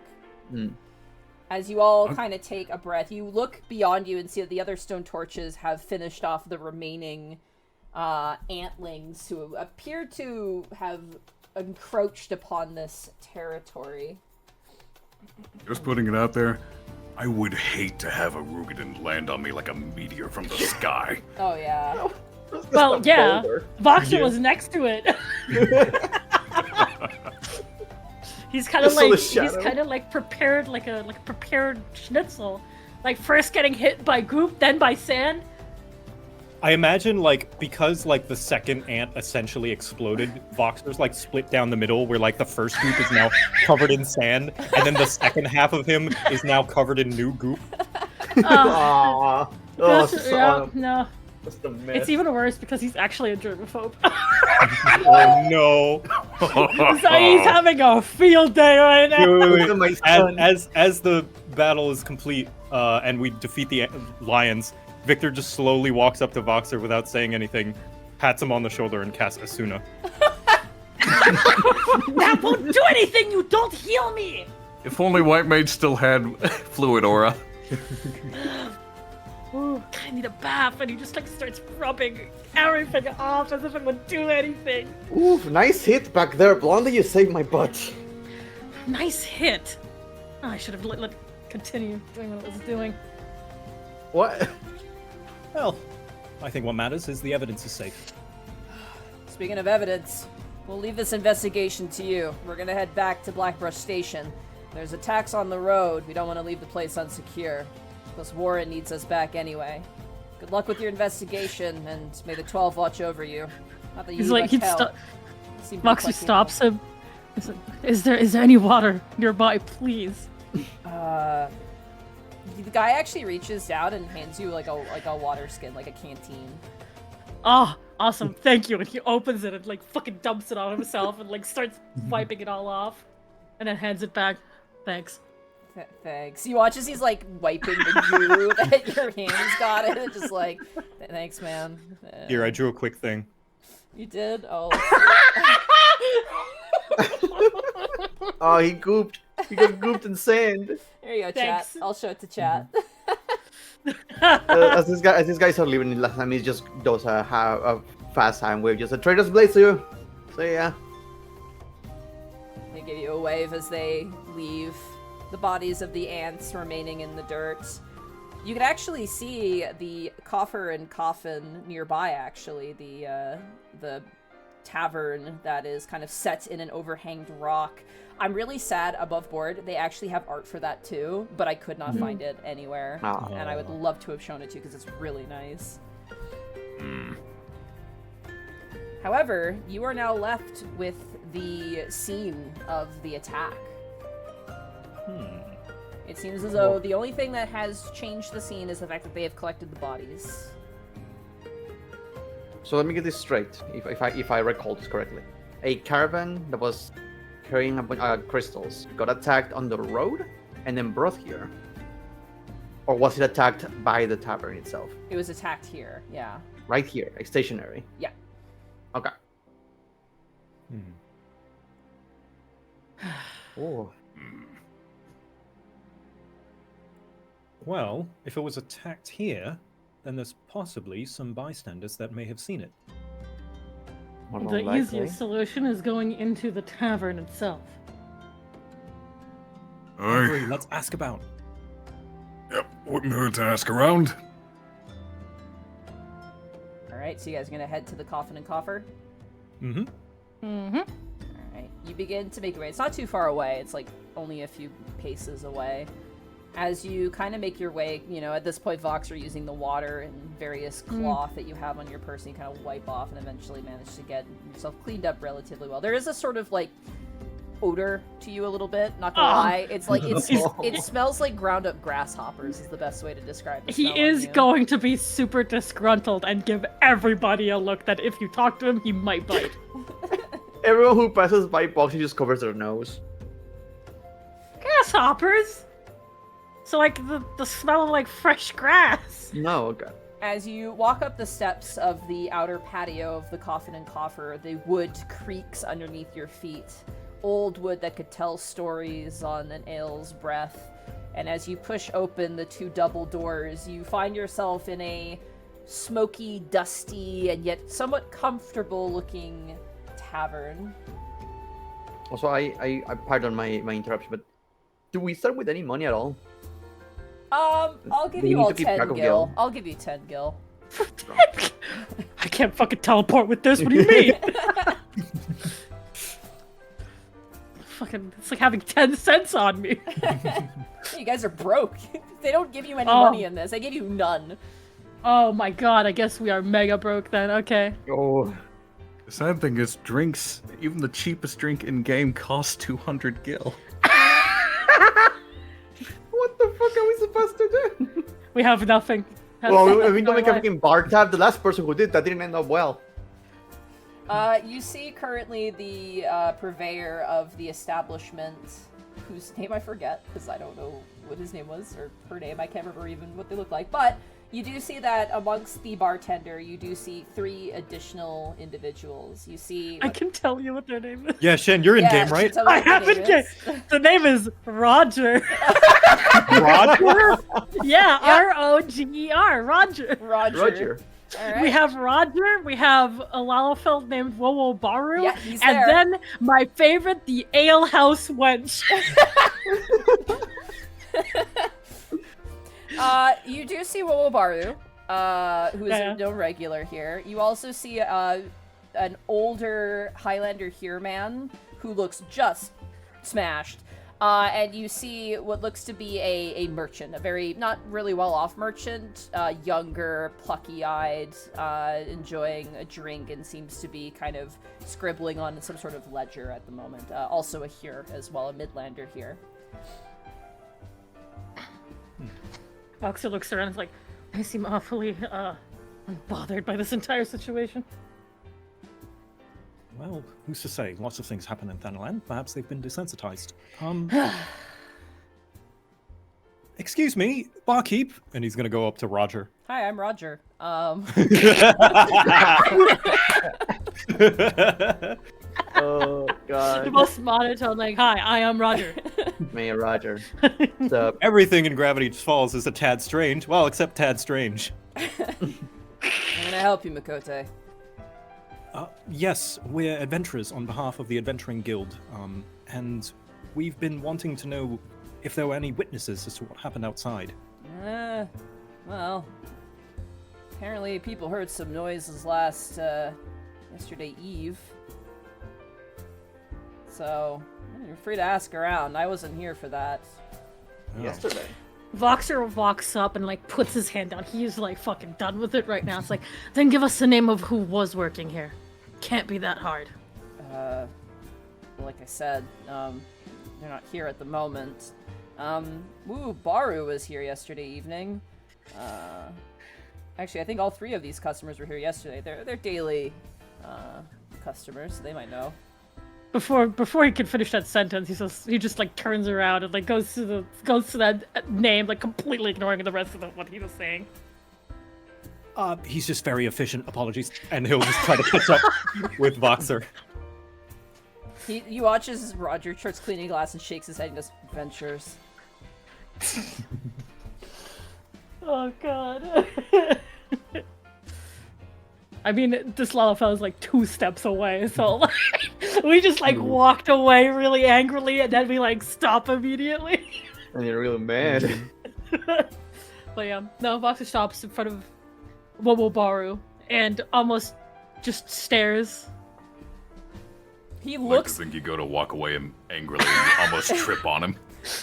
as the Lalafell is drinking his drink, he like looks up at you and like has that sort of like, you know that emote that's like, oh me, oh for me, like looking up with the eyes? He's like that, but in like a scared kind of way, like, what did I do kind of look. Yeah, Voxer. Hello. Voxer, look. Can I help you? He like puts his arm back and pushes Victor forward and keeps staring. Oh, well, we've been wanting to ask around. We're adventurers, you see. Trying to help out investigate what happened yesterday, the attack. Oh, I see. Would you happen to have seen anything? Oh, yesterday evening. Yeah, I'm afraid there was a murky mist. It made marking matters outside the alehouse all but futile. I'm afraid I didn't see anything. A mist in the desert? Yes, of course. Ooh. Sammie, Yeah? are there often mists in Thanalan? Mess? Not really. Let's say if I may, do I need to make a roll or something? Because it doesn't sound Yeah, normal. let's do it. Let's do an ability check here. Let's see. That would be your intelligence. So roll me an intelligence check, Sammie. I have an intelligence of +5. Wow, your stats coming into factor in roleplay. Mm-hmm. Roll 1d20 +5. 24. Oh, very good. Nice. You know, in the early morning, sometimes if it's like, you know, because it gets cold at night in Thanalan for sure. Sometimes, you know, there's a bit of a mist. During the day, you're more commonly gonna get like dust storms, but at night, sometimes you do get like a faint mist over the ground. So it's not too unheard of. So that kind of tracks. Okay. Yeah. And it also doesn't help the fact that he's a Lalafell and therefore is short, and therefore the mist is probably like, actually a problem for him. Damn it, relatable. Okay. Very well. Makes sense. But yeah, I do describe the situation on the mist. Thank you, good patron. And we'll go over to the next and ask the same. He looks like leery at like Voxer, who just looks like a thunderstorm and just like drinks his cup and then looks away, like turning his whole body while doing it. Voxer basically looks like an angry dog, like ready to like attack anybody, but he follows Victor just the same. If there is a mist concealing things, and people can really see outside, why don't we ask the drunkard? He's the one most likely to have gone outside for a piss. You need to wake him up though. But may I request a small break? I need to use the restroom. Sure, yeah. As you guys approach the drunken, older Highlander Hirian man, you begin to approach, and as you approach, that's where we will take a short break. Yay! Yay! I fucking love this. I've always wanted to roleplay in fucking this Eorzea. great? I know this is the first time I've ever gotten to roleplay as Voxer. Really? Really? Ever? Yeah. Wow. Yeah, that's wild. I mean, Every time, as I think I told you, Joe, every time I was invited to D&D, I was always asked to make a new character. Oh. So I never got to play as Voxer. No, it's okay! For you, it made sense! But also, like, for other situations, I never got to play Voxer ever. So, it's very new to me, especially because it's a little different writing Voxer than to act as Voxer. Oh yeah, you know? improvising is like... Because I also hold back a little because he's more of an asshole than I make him out right now. Right. The conflict of I want to play him faithful, but I also don't want to be a dickhead. I also don't want to ruin it for everybody else, you know? No, I think so long as you keep it in mind, I think you'll be fine. Like you're great. We're all friends here, and we know that you're just playing to your character. You're not going to use the I'm just playing my character as like a reason to actually be a dickhead. Yeah. So we know. Don't worry. Plus Voxer isn't a dickhead to the point that he's like, oh, I'm evil, you know? No. He's just kind of a dick. He's kind of a dick, and he Like- kind of like doesn't care. He does good. He does good in the world. It's just that he does it in a way that's unnecessary. It's like, come on, man. He just wants to play on the playground. Have you ever seen that, Joe? I haven't. I'm evil. I just wanted to play on the playground. Hold on, I need to find it. Show me. I've never seen that. Someone did that with Elidibus. Here, actually Artemis is the one who tweeted it out. Hold on, here, I'll send it to you.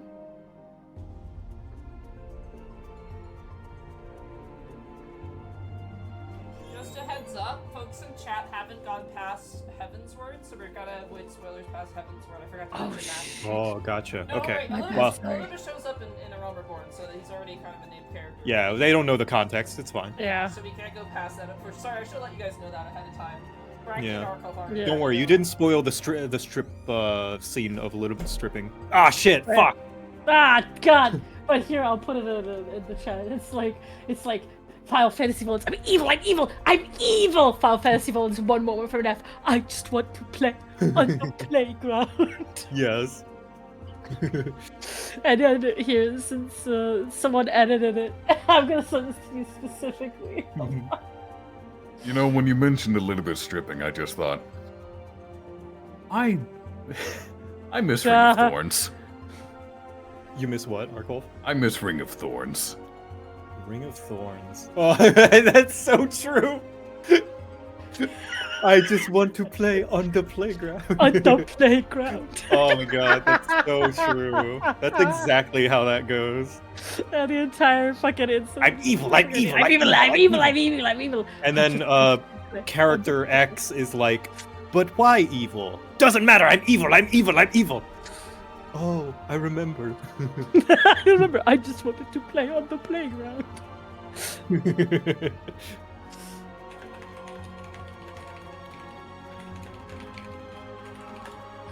Someone even made like an audio over it. Funny. Fucking love it. So funny.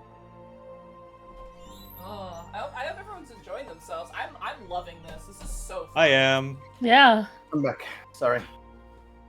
Whew. Welcome back. When I read about how the AoEs work, I'm like, that's so cool. I love that. It's like the game. I love it. Mm-hmm. And just like the game, the Black Mage doesn't want to move. Especially because it's especially nice because the AoE markers, most people think, oh, just move.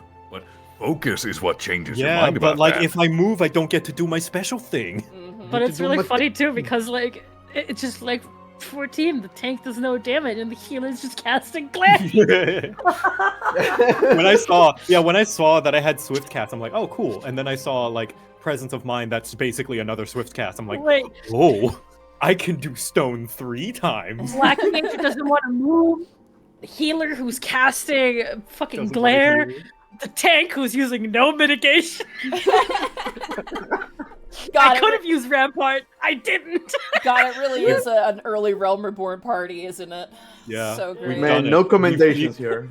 Yeah, we've done it. We've recreated Final Fantasy XIV. Fucking Connor, remember us that once played on the playground. On the playground. And the melee went for the positionals. Yeah, Arkolf's the only Yeah, one playing. I'm just joking. There's always one player who actually knows what they're doing. I am Actually, so like deeply the programmed mentor. for my position. And I'm programmed to not move Is on my this- ley lines that I Is don't this have. a one shot? I even mitigated with feint. What am I doing? I'm supposed to be tanking the floor, not helping. Someone asked if this can be one shot. That depends on whether or not we're not done. We are not done, Ark. We're still going. We're halfway. Oh That dear. like we have a ways to go. Yeah. Yes, right. That Just my depends- tummy needed to release. That depends on if the players want to keep playing. 'Cause I'm totally down for running this next week if you guys want to play again. But like I have time to do it because in terms of Unexpectables prep, I don't have a lot right now, so we could keep going if you guys Are you want telling to. me I get to play as Sammie in a tabletop for another week? Oh, the horrors. Oh yeah, same. Oh, I get to play Voxer Yeah, finally. Oh, If there's my enough God. left, yeah, I'd be down. Oh, there's a ton left. There's a Oh. lot. Yeah, there's like 9+ hours of content in the starter. what? pack. Yeah, Whoa. yeah. You guys go from 30 to 50 technically, and there's Wow, yeah, that's like the Oh, amount shit. of time. Yeah, they even captured the amount of time it takes to do a side quest. That's great. Shut up. Well, we're not playing tomorrow anyway. Oh no, are we? Wait, what? Isn't Connor going right, on a trip? Connor's traveling. Yeah, That's he's tripping. right. Oh my gosh. Wow. You did tell me this. Sorry, I got sick, Connor. I forgot. Oh, well, that's the way it goes, I guess. That's fine. Oh, beans. You guys want to play tomorrow? I got D&D. I know tomorrow, you're sorry. busy. I'm just joking. Yeah. I already know you're like I can't do Wednesdays, and I was like, oh. Wow, what's That's it right. like being Connor's going for a trip. Man, I'm so really sad I was busy. sick last week. I should have been sick this week. Fuck. God. Yeah, you can totally decide when you're sick. I know. Tell your germs like, hey, can we like delay this till later? Yeah, And then they're right. like, because Yeah, they're okay. germs and they can't talk. I used to do that at school. I'd start feeling sick, and I'd be like, don't you dare, and then I wouldn't get sick. The Oh. germs, the queue of germs. I also would drink, there's these smoothies called Happy Planet, and they're 300% of your daily vitamin C, and I would just drink entire bottles of that. It was absurd. Ooh. Anyway, are we good to keep going? Yes. I am. Alright, Shen, you're good to go? Ready, check? Yes. Ready, check? Ready, Arkolf, check. you're good to go? Wait, hold on. I gotta write in a party check. Hold on. Got 60 minutes to clear Yes! Coming soon. Let's get this duty finished. Alright. Sorry. Just You're all needed to do good. that joke. I'm loving the 14 humor. It fits really well. Alright. So, as the four of you, the Forgescars, approach this very drunk, elderly, Midland or Highlander here, he's definitely a few tankards deep. And he kind of as you approach, he just kind of wobbles and looks up. He doesn't even notice you, Sammie. He kind of looks past Voxer, just stares up at you, Caelan, whoa, what's happening right now? Can I help you some? Just wanted to poke your brain a bit, friend. Don't poke me. Oh God, no. How about this then? A gill for your thoughts. Oh, I've got so many, and so little Gil. Sure. Caelan will reach into his pouch, pull out a singular gill, and just place it gently on the table and say, "You were here last night, were you not?" I see, yeah, I think so. I'm always here. I basically live here. I own the place. Victor looks over at Roger, Roger just slowly shakes his head side to side no, he does not. goes back. Then Nods his surely head. a right proper gent like you would be aware of some commotion from last night, yes? Oh, I hear a commotion, but I saw it. What'd you see, friend? One second, I just got... Oh, okay. Alright, listen, sit down. Come on, sit down. Don't be formal. Sit down. Sit. Victor will take a seat. Caelan will sit on the floor because his head is probably still above this man. Voxer Good. looks like he's about to burst. Let me tell you something, Sonny, who's taller than me. I saw it. I saw him. I did. It's just shadows. Shadow figures. Big figures. It's about as tall as you were. And they were there. And there was screams. And then I looked outside because I had to pee. And I saw him. And then I saw the figures move towards the river. And it was... Yeah. Voxer slams down his head. Come on, lad. Who are you? Can you assume that drunkenness? Can I? No, you cannot save No. this man. Damn. Could Can you I tell me fireball? No. No, name it. which river did they move towards? Voxer fucking grabs him and starts shaking him like he's lost all patience. You shake him, and Roger goes, "Hey!" I'm sorry for yelling. That was very rude. Don't shake him, please. Don't cause a fight in my bar. Voxer looks over and just gently lets go, but a little bit rougher, so it wakes him up again. What's the nearest river to this area? There's one to the north towards the city that we crossed to get here, and then there's one to the south of Blackbrush near the air.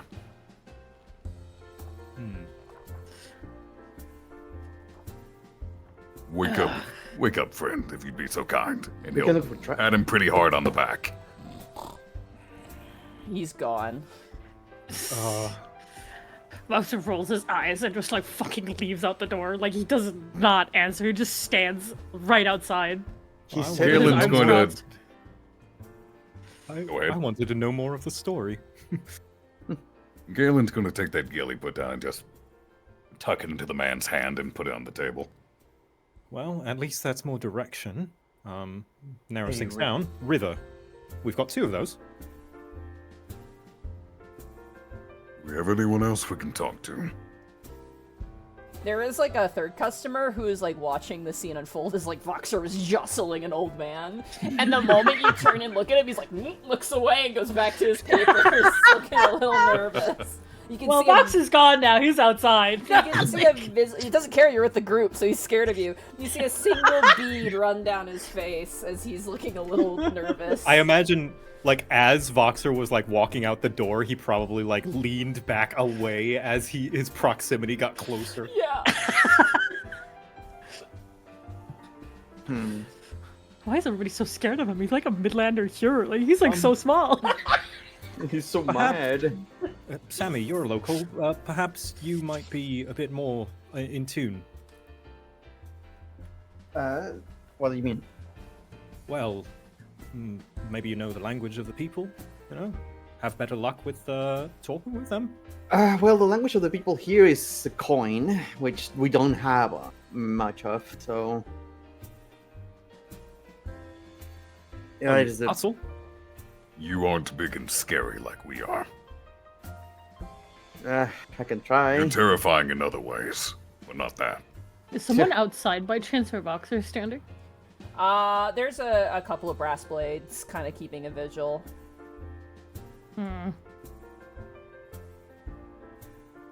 Oh god, the brass plates. Everyone's favorite. Oh boy. I would approach the terrified man, though. Hello. Hey, friend. Hi. Hi. Sorry for that. We were just... I was trying to investigate what happened last night. Do you happen to have been here at that point in time when the incident occurred? Yes. I was nursing a pint quite like this one when I was here last night. Was getting nice and comfortable with some friends. I did hear a roar to the Roar? east. Yes, it sobered me up like immediately when I heard it.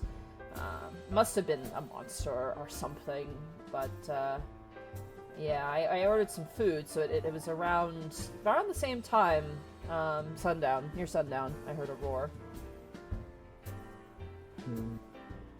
What about the hustling that happened here, like the destruction of the carriage and such? Like something must have been heard, like right here. I didn't hear anything myself. I think the only one who heard or saw anything was he points towards the drunken man. Great.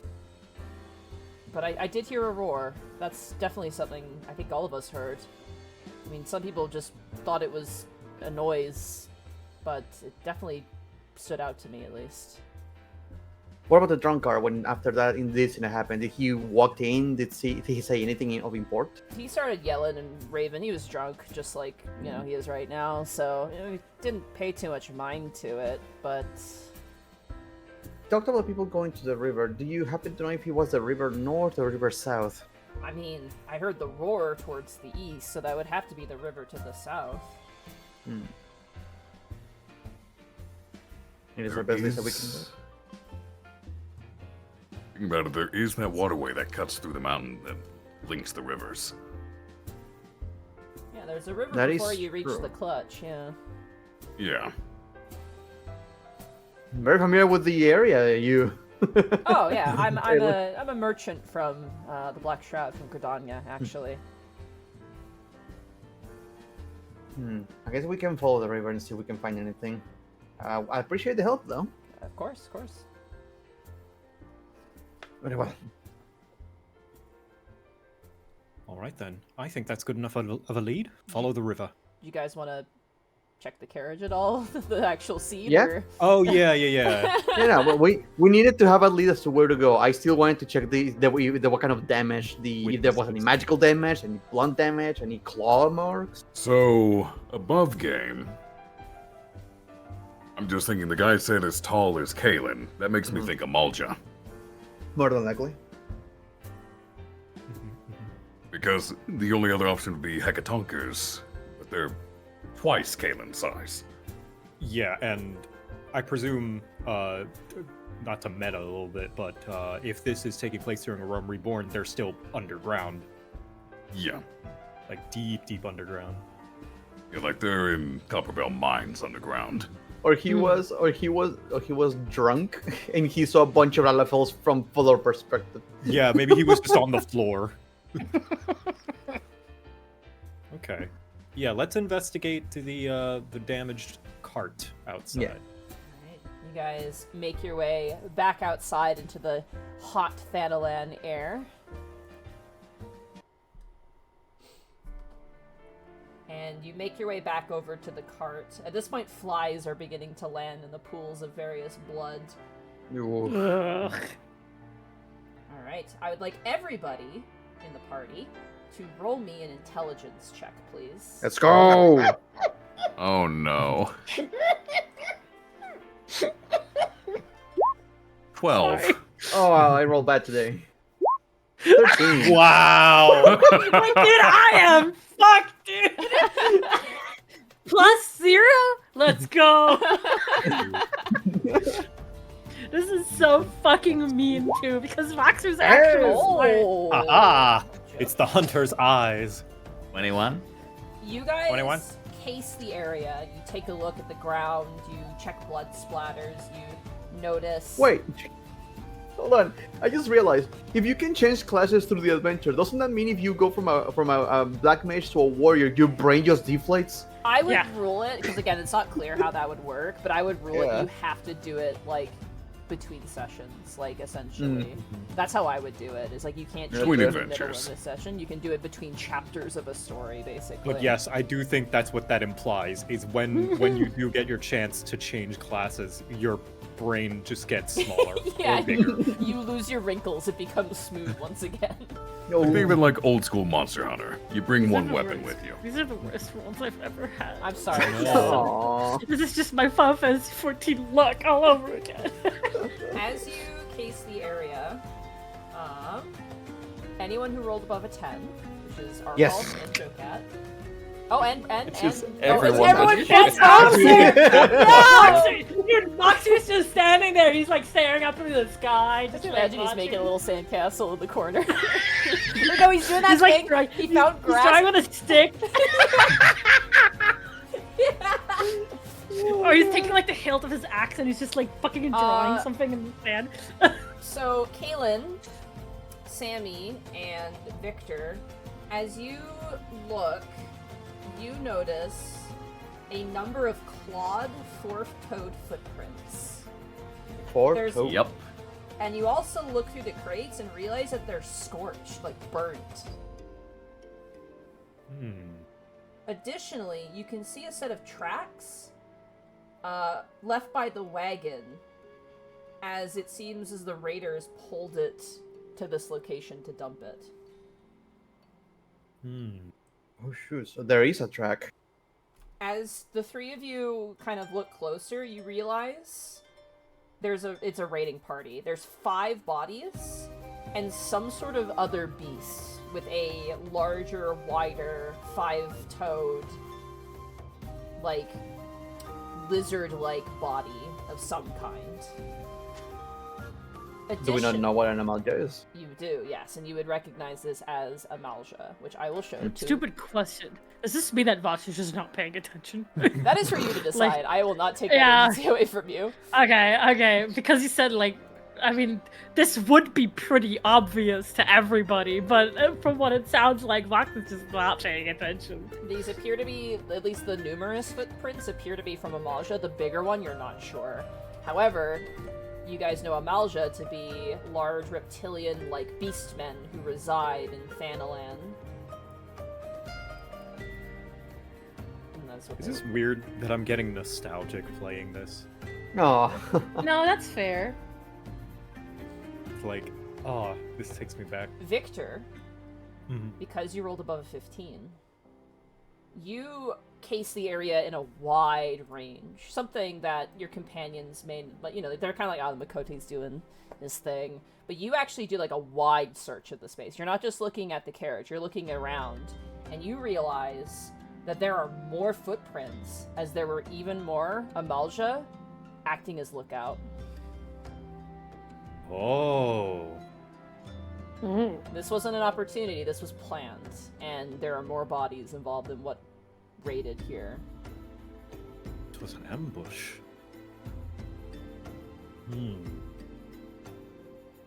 I'll come back and relay this information to my allies. Are there any, I don't know, just guards or any sort of like law enforcement in the area that would keep this place under surveillance? This is kind of no man's land. The Coffer and Coffin are protected by the brass blades, and Blackbrush Station is protected by the stone torches, but... I see. Yeah. Oh, and also the mist. They mentioned a mist, so that would have covered them. Ooh. Mm-hmm. And you mentioned when Sammie just like recalled information, the mist just like that's just a natural thing, right? That happens like in the mornings.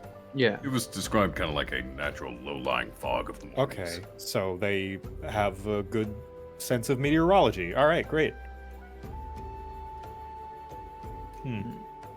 Okay, yeah, I'll relay this to my allies. They are quite cunning, these Amalja. Whatever it is that they had a plan for it. They have been a nuisance for a while and all that, but they're attacking this close to the city? And this organized as well. Whatever it is they wanted to make sure they got it. Warren said some crystals were stolen, didn't he? Yeah. Now, the fire damage on the cart, are we able to tell if that's from crystals or is it from magic? Or is that not something we can discern? Make a mind check, Victor. Hey, I'm good at that. Let's see, I got a +5. Kind of like 20 +5. Taking in the ambient ether, I guess. Ooh, that's a 10. 10? I mean, crystals can store, element aspected ether sometimes, but if this came from a mining place, they probably didn't have fire in them, but you can't quite identify what the cause of the fire is. Given what I am, and seeing that, sort of four-toed claw mark, could I make a mind check to determine what creature that is? Sure, 'Cause go for it. above game, I have a pretty good feeling what that is. But I'd just like to check in-game. Go for it. I assume that'd be mind? Yeah, mind. Mind. That's also not great. At 16. 16. You kind of keep your eyes on the claw marks as Victor is kind of explaining what he's found, and you realize you know what this creature is. You've run into them in Thanalan before. These Amalja are traveling with a drake. Yep. Oh, shit. Yeah. I figured a dragoon would recognize dragonkin.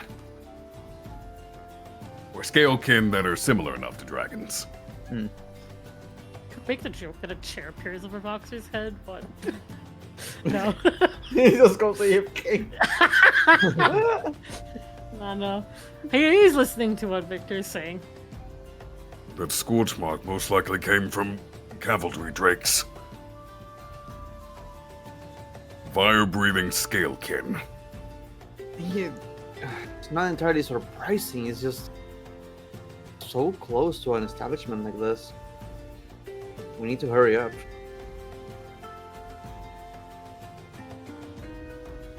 Well, perhaps we at least now know what we're up against. Possibly. We also still have the lead, and we still have the river to go to. That's true. But be on the lookout for any fire-breathing scalekin, I guess. You said they heard a roar to the east, yes? Yes. And east, to the river by Blackrush, I suggest we go. Let's go. Let's make our way there. Alright. Making our way uptown. You take your leave and follow the tracks away from the site of the attack. You go past the station into the east, and end at a bridge separating Blackbrush and the Clutch. Below the bridge passes the merest trickle of a river, known as Soot Creek. It flows from a cave to the north and passes through another cave due south. However, as you begin to follow these tracks, because remember this was dumped, the wagon wasn't done here, it was dumped there, you do notice that there are occasionally wagon tracks that lead... Sorry, oh my gosh, I misread that. Sorry, 1 second. There are tracks, like you see the feet of these creatures, as well as like some wagon tracks. And it appears that the tracks avoid the bridge entirely and vanish into the river's waters. Oh. Are there any tracks on the other side of the river? Go over there and roll an intelligence check. I will do this. Voxer will take 11. the opportunity to use the water. Further to the east, past the bridge, you don't see any tracks. You see, like, you know, caravan tracks, which you would see from trade merchants coming from the Black Shroud, but you don't see any of the tracks of the Amalja or anything similar to that, which you have seen before the river. They are definitely using the river to hide their tracks. While Voxer is cleaning himself in the water, he's actually looking around. Can he look around and see anything? Sure, go for it. Roll an intelligence check. Please don't fuck me! Damn it! Wow. What is this? And I can't even add a modifier. Have +0. Did this happen also in the Pokemon one? Am I I'm gonna crazy? cry. I remember someone was somewhat unlucky, but I can't remember who I it want was. to I want to point out Shen has not rolled double digits this whole game so far. Okay. You're a trooper, Shen. I love you. I'm sorry. Voxer just kind of fucking like shakes his shoulders, like what the fuck ever, and just continues cleaning himself. And Sammy, Well, he's not present. Yes. He's not present. He's not in this game right now. you actually kind of know this river, as you are a native to Ul'dah and Thanalan. The, 1 second, reading here. The one that leads upstream, you know that leads to a settlement known as Lost Hope, where a bunch of Alamegan refugees actually reside inside. The one to the south, the one that goes downstream, Because of the ruins. is Fesca's Wash, and it's built in the shadow of a towering monolith known as Fesca's Watch, but they renamed it Fesca's Watch.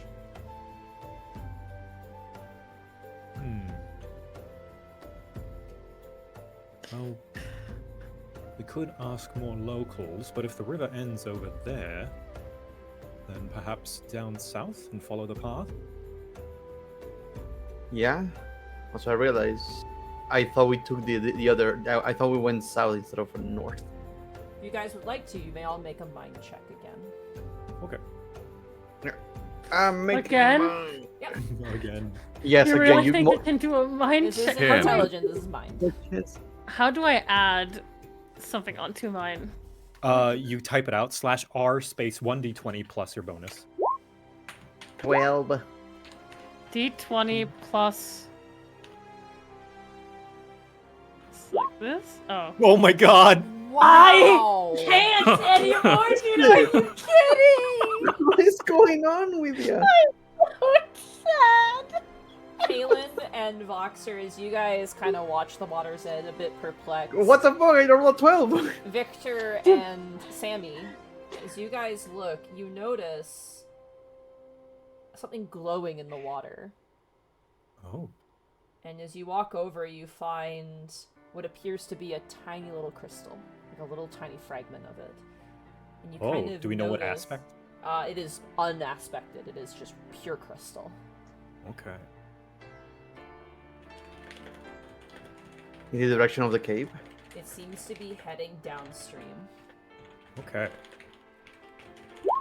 You know streamer privilege? Well, Shen is suffering streamer oppression.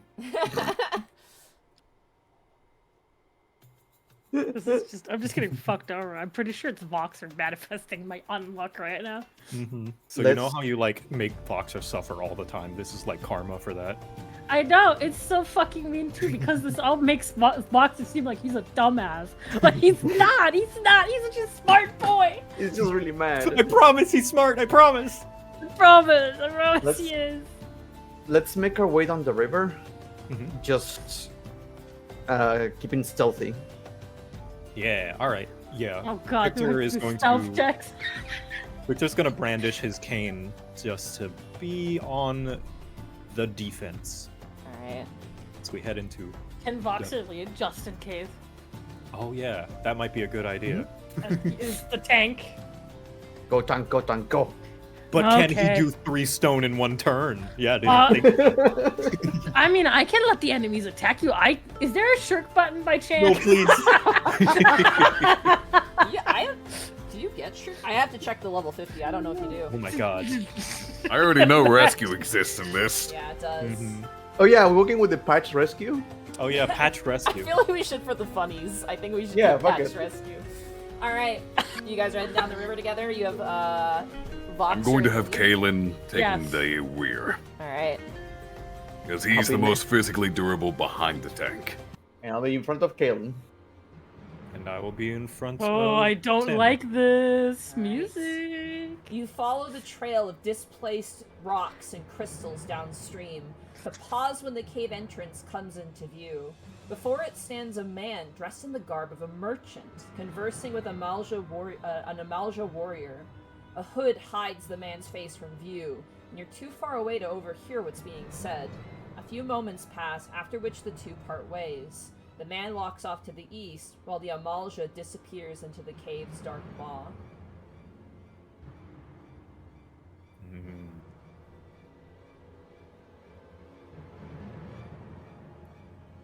Voxer looks, kind of tries to figure out what's going on by looking past the rock. A merchant was talking with an Amalja? Yeah. Didn't we ever hear people saying that was illegal in Ul'dah? Obviously not in game, but they've been in Ul'dah for a little bit, so they probably would have heard something like that. Hmm. It's fairly common knowledge. Have we? That. I don't know. DM? What? Sorry? I'm sorry, I was reading. I apologize. That trading with the Amalja is illegal in Ul'dah. You can still trade. Well, no, actually, technically, you can trade with goblins, but yeah, not the Amalja. Okay. No beastman is allowed in the city. Goblins especially, because they interfere with the merchants' trades. Yeah. Well, I was just Where, asking. where did you say that the merchant go to? The merchant, he walks off to the east, while the Amalja goes deeper into the cavern, so he walks off. We should follow that merchant. A merchant? Really? What about the Amalja? Well, it's either confronting the Amalja or the merchant. I agree with Fox's plan, considering the Amalja ambushed the people at Coffer and Coffin. Well, who knows how many more guards they might have, whereas non-Beastman probably doesn't have those resources. I would offer a counterpoint, if I may. The merchant did not appear to be carrying the crystals we were after. My bet is they would still be with the Amalja. Our job is not to accost any accomplices, it's to retrieve the crystals. Hmm. But I do believe following the merchant could give us more information. Mayhap even if it's a trap.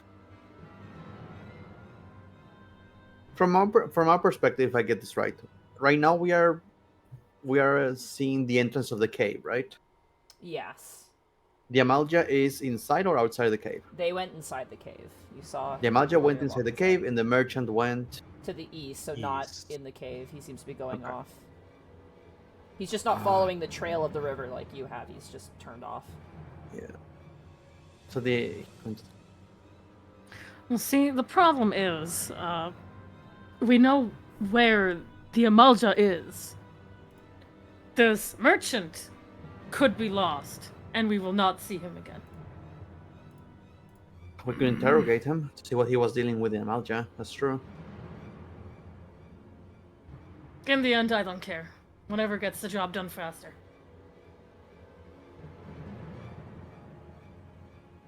Let's go after the merchant.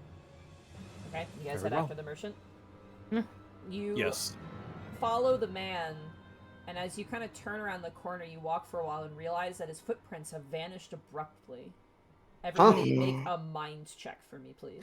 Oh, Go. Oh, mind. dude, no, I don't even need to roll, man. I know what's gonna happen. 21. My rolls are getting progressively Hey. lower. D20. 5. No, see, you're getting all the bad rolls out of the way. Hey! Hey! We traded places. Thank God. Joe, Do I get a halfling Joe reroll? got a 21. Joe's still better though. This is a very high CR, actually, for this one. Yeah. Oh shoot. Shan, I'm proud of you for rolling above a 10. I'm so proud of you. The DC was But- 20. Fuck! Oh wow! Damn it! I'm sorry. I'm sorry. What's the point, dude?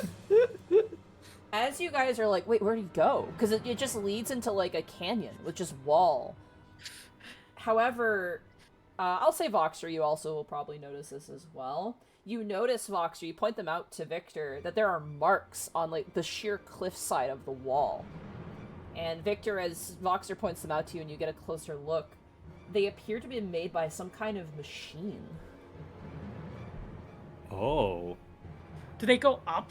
They're like a spider, yeah, something spidered up the side of the wall and it's gone. Voxer looks up and he's just like, ugh. Tall's balls, dude. Tall's balls. Well, let's get to climbing. Whoop. All right. As you jump up and try and climb, it's too much of a sheer cliff and you just crash back down into the water. Oh, Sorry. this was a waste. Someone in chat just said, "Shen, I did it finally!" Lol, said the GM, Lamau. I'm sorry! Well, I don't think it is worth to follow this lead anymore. We should just go back. Very well. Whoever they are, they've got various strange means of transportation. Machinery to climb up. Something we can't physically keep up with. Yeah, let's go up Not to the right Eorzea now. then. Very well. I'm gonna keep a note of this though. Voxer leads back to the cave, always up front. Alright. And while we're actually going back to the cave, I think Victor is going to inform Warren through the link pearl Okay. about all the clues we've come up so far, and that the Amalja ambushed their plan, and that we're pursuing one, but just in case, you know, to be on the ready to assist if things go down. Warren responds and goes, "Thanks for letting us know. If we don't hear from you in a while, we'll know things didn't go very well. But, hopefully the 12 will be with you." Thank you. I'll let you know if anything goes well. Do we all hear this, or only Joe? You just or hear, Victor? Victor's side, yeah. Okay, alright. He'll give a thumbs up. Voxer kind of like squints his eyes. But yeah, I guess we're heading into the cave then. Alright. Let's go. The river remains shallow inside the cave, and the only sound you hear as you make your way inside is the faint splish splash of water. Suddenly, and I'm going to change the music.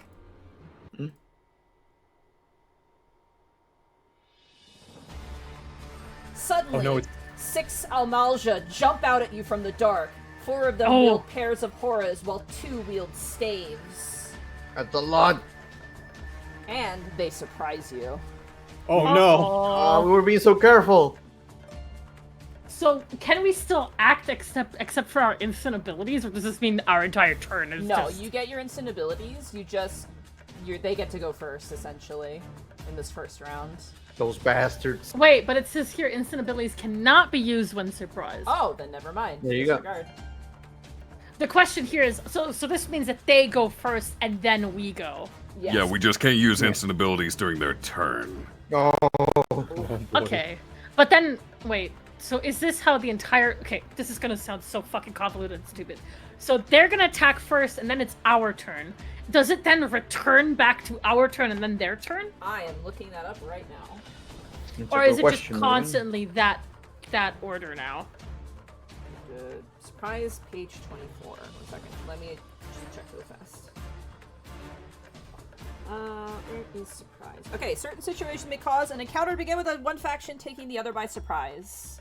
For example, a hidden enemy launches an attack against the adventurers. Any characters caught by the surprise cannot act on their turn or use instant abilities during the first round of the encounter.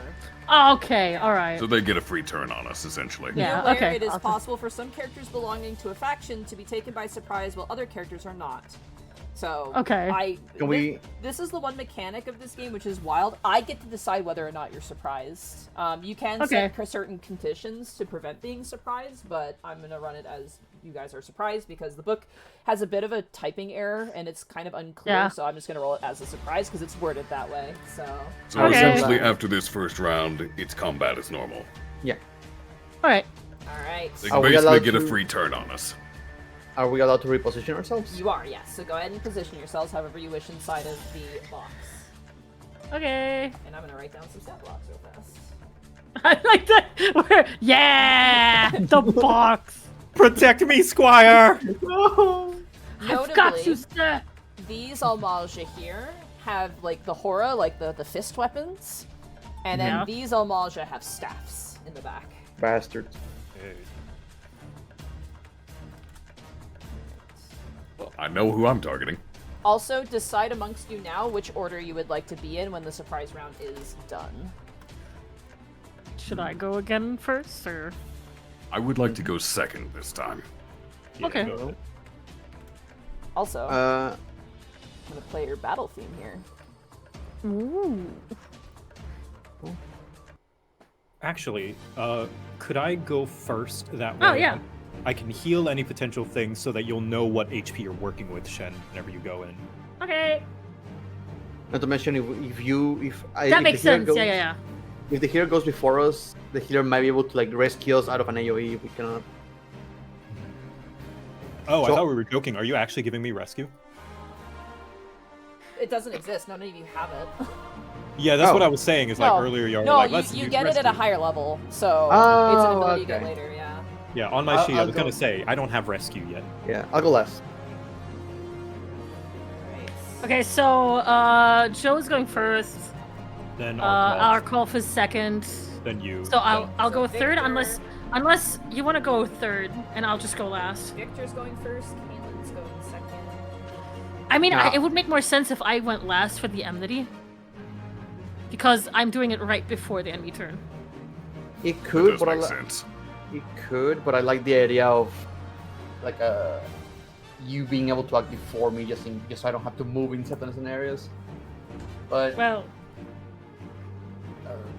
I mean, that won't affect anything. We would only know if you have to move once the enemy's turn happens. yeah, Like AoE, seem like they take 2 turns to go So off. you can go before me. You can go before me. very well. Actually, wait. No. I know what you're talking about. Yeah, never mind. Let me go before you. Sorry, I just realized what you meant. No worries. Alright, so we're gonna do Voxer and then Sammie. Yes, Alright. So I can help you concentrate. if necessary. Yeah, Yeah. I won't rely on that, of course. But Yeah. just in But it case. could help. It could help. Alrighty. That's a little targets too. You guys are fully healed. You have all your mana back. Alright, as the Amalja pop out from the rocks and surprise you, immediately, I'm gonna get rid of your box. You guys are in position, correct? Yes.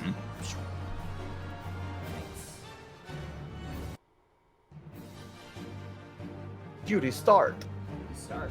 Whoosh. Okay. 1, 2, 3, 4, 5. The Amalja charge forward, their heavy lizard-like bodies carry them as the water splashes up against their legs. They're gonna go for a devastate attack against you, Victor. Oh no. Fuck snake not using overpower again. That's a 10. That's gonna be a nope. Base hit. Base hit. Yeah. Alright, you take 4 damage as this Amalja runs over and just punches you in the chest, Victor. Ooh. Oh. Gut checks you. Oh Lord, they're coming. This Voxer, one- let's have a little half of laughter. That's so fucking mean. This one, as you get a huff of laughter, this Amalja charges you. Oh shit. That is going to be a soft 20 to hit. Fuck. Against defense, by the way. I should have been saying that against defense. That is going to be a direct hit, I assume. Yeah. Yeah. It's pretty high. You take 4 Yeah. damage Yeah. plus... Oof, an additional 4 damage, so 8 damage total. Oh, that's 8 damage. It's fine. The third Amalja runs down. Oof, that was very close to being a crit, but that is going to be a 24 to hit you, Caelan. That hits. Oh my god. Take 4 damage plus 3 damage, so 7 total. Yep. 4, 5. Hello, Sammie. Oh god. That's so No. No. I'm small. That is going to be a 14 against your physical defense, Sammie. That hits. Alright, direct hit. Direct hit. Alright, you take 4 damage plus 1 damage. Take 5. 1 second. That's almost a fourth of my HP. Oh god.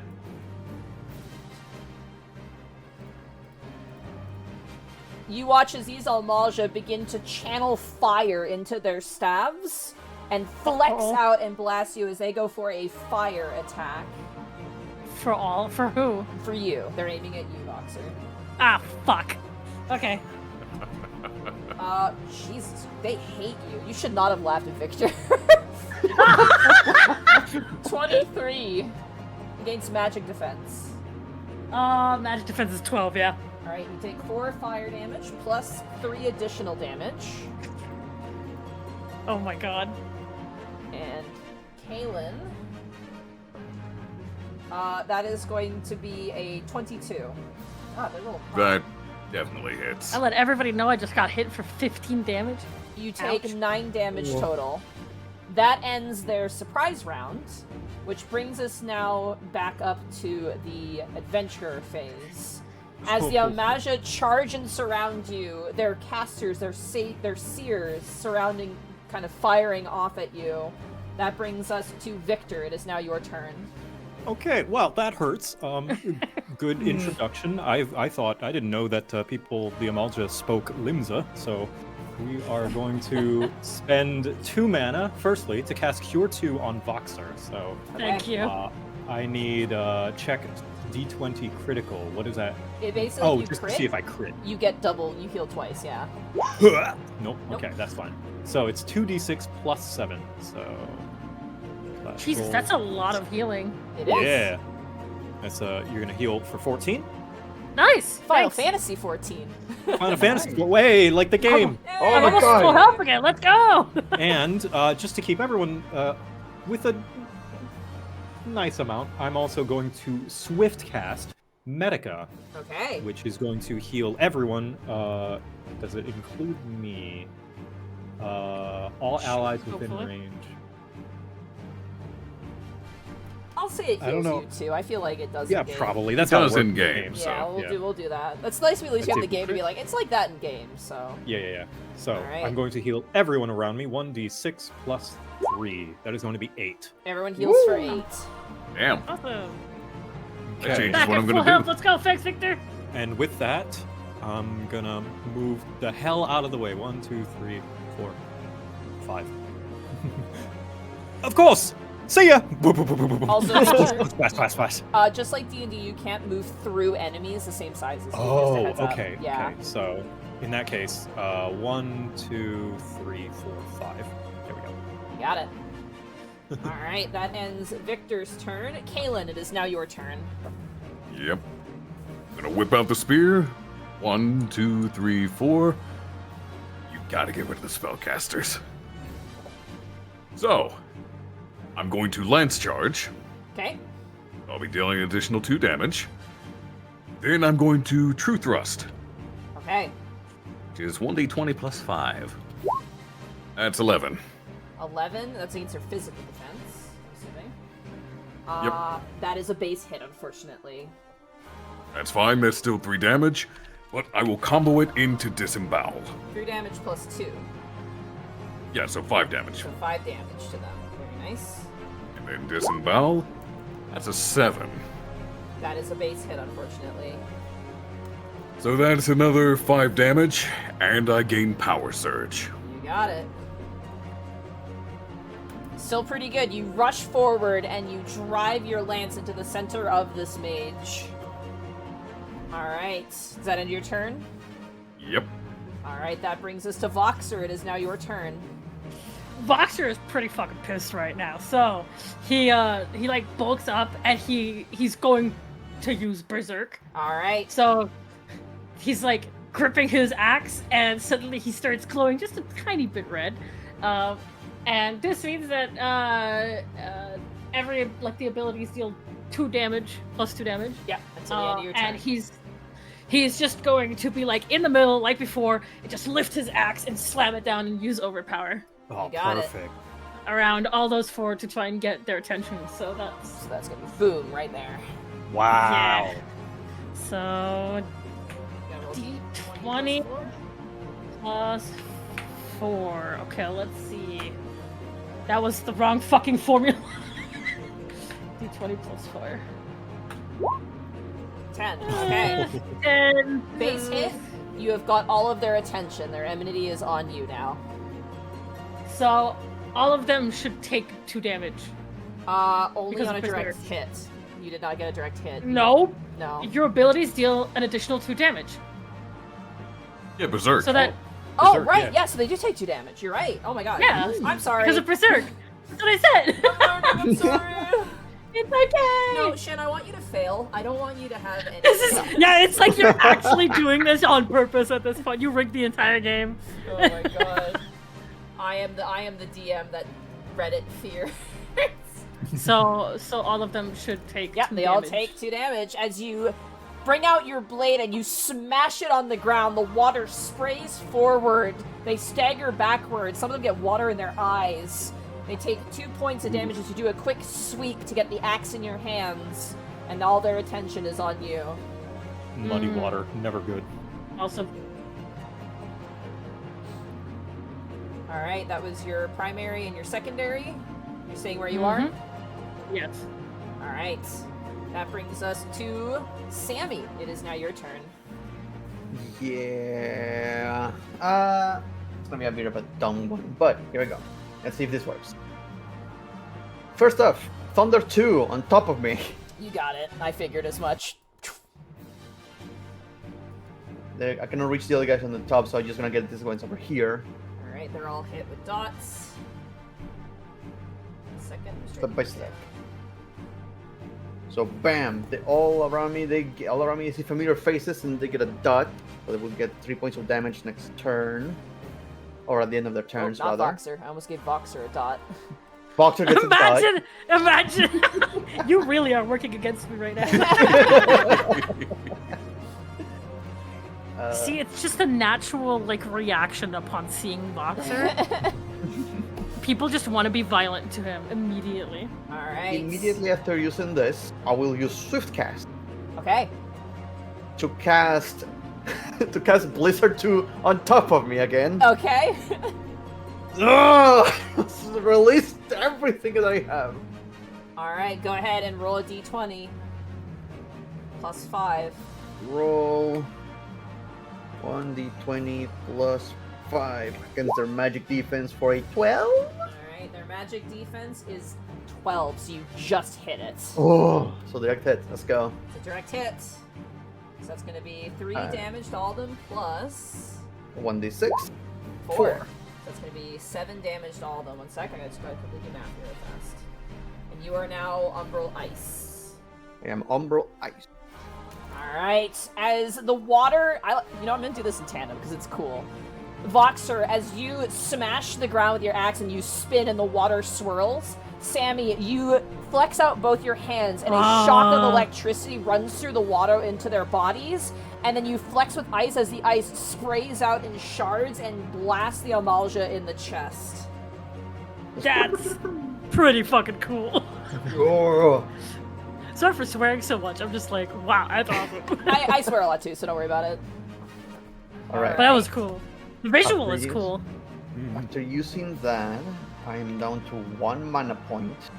I'll use my secondary ability to get Mana Font to restore 2 mana points. So, bam.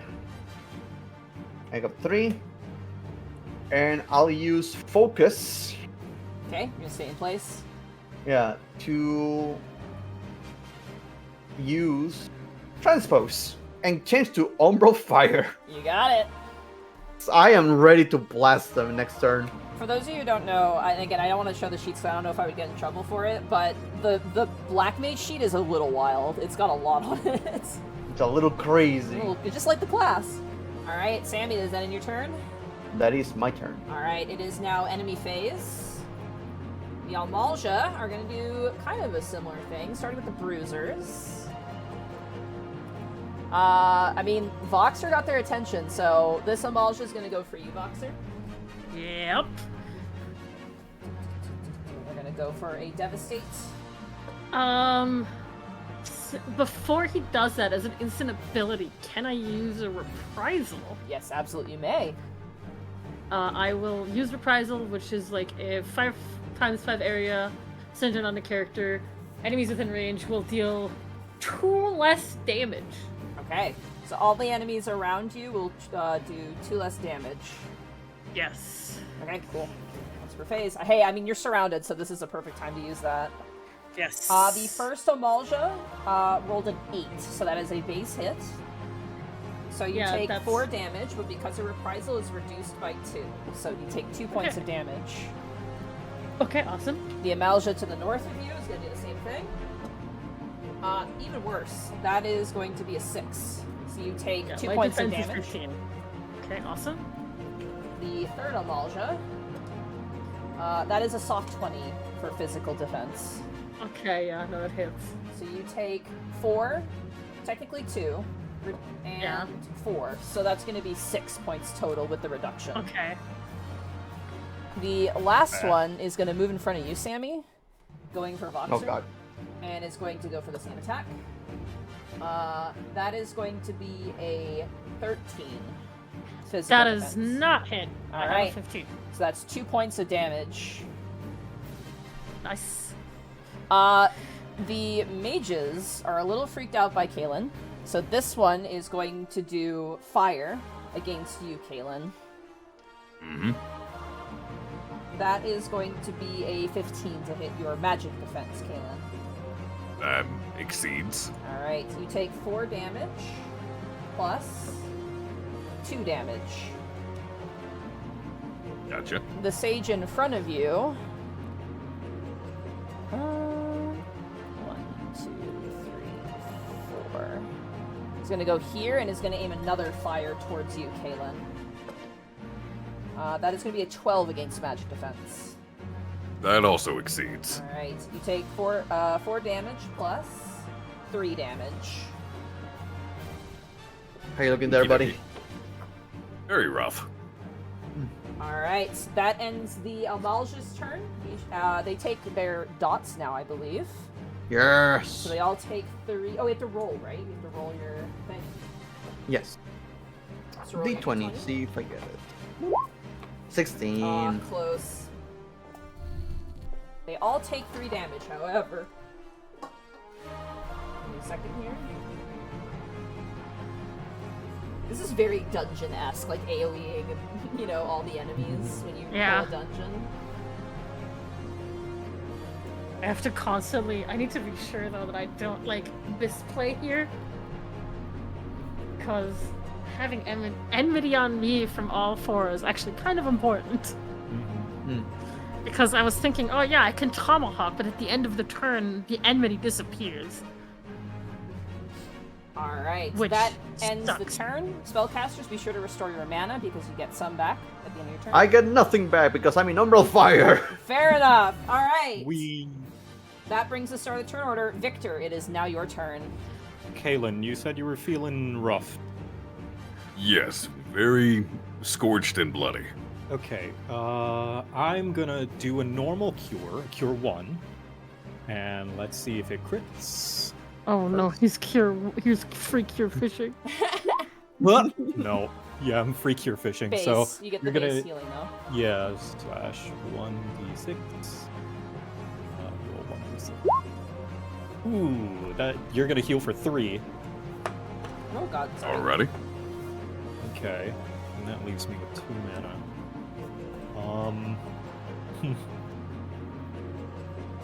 Ooh, this is actually kind of stressful.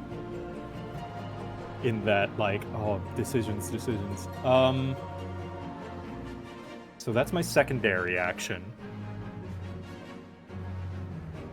With my I've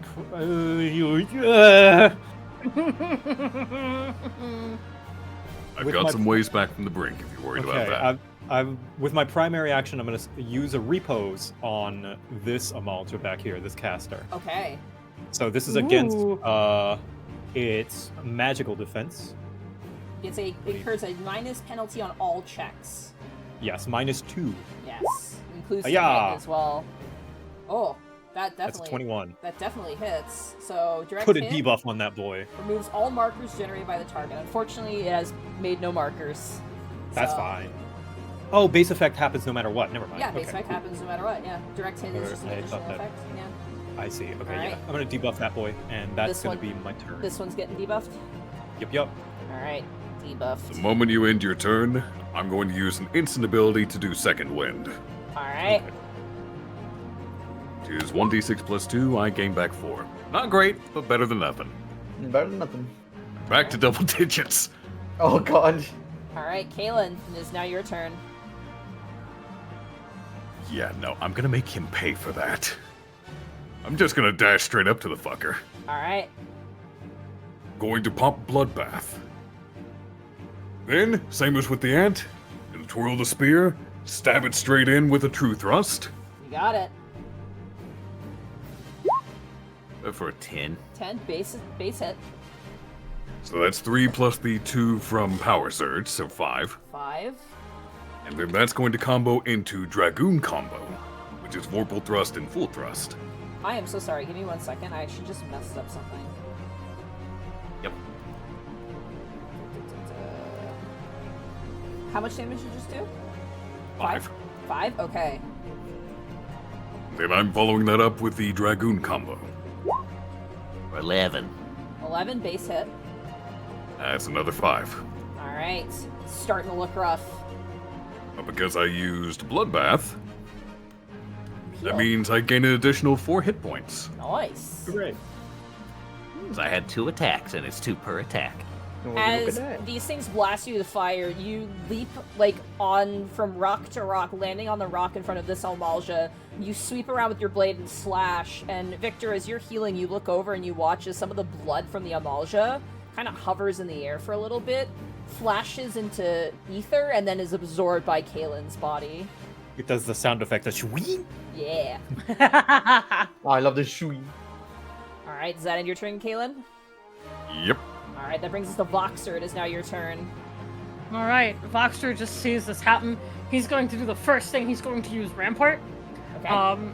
Just to harden himself because he's about to use another Overpower to make sure that all of the Amalja still have Amity on them. You got it. All right, here we go. Ah, don't fuck me on this. As long as you pull enmity, that's smart, because... Yeah. Roll d20 plus 4. That's a d10. Please. Yeah. 20 plus 4. 14. Does that hit? That's 14? physical, right? That's a physical attack? Yeah. Their defense is 14. You just hit them. Hey, nice. They all take 2 damage. They all take 2 damage. I think your base effect goes off regardless. That was just to see if you got the direct hit. Oh yeah, no, I mean, I'm glad it did some damage. And they are still focusing their attention on you. Yeah, I take 2 less damage. Perfect. Alright, you're saying where you are? Yes. Okay. That ends your turn then. That brings us to Sammie. It is now your turn. Alright, you sharpening your claws, I'll sharp mine. Fire 2, right on top of me. Okay. Oh my god, yeah, fire 2 right on top of you. Boom. Yeah, I have fire. I have umbral fire, so this will do an additional d6 damage. Alright. So that is going to roll your intelligence check d20 plus 5. Plus.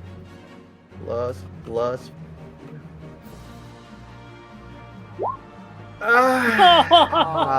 it is. There's the 7. Hey, it's okay.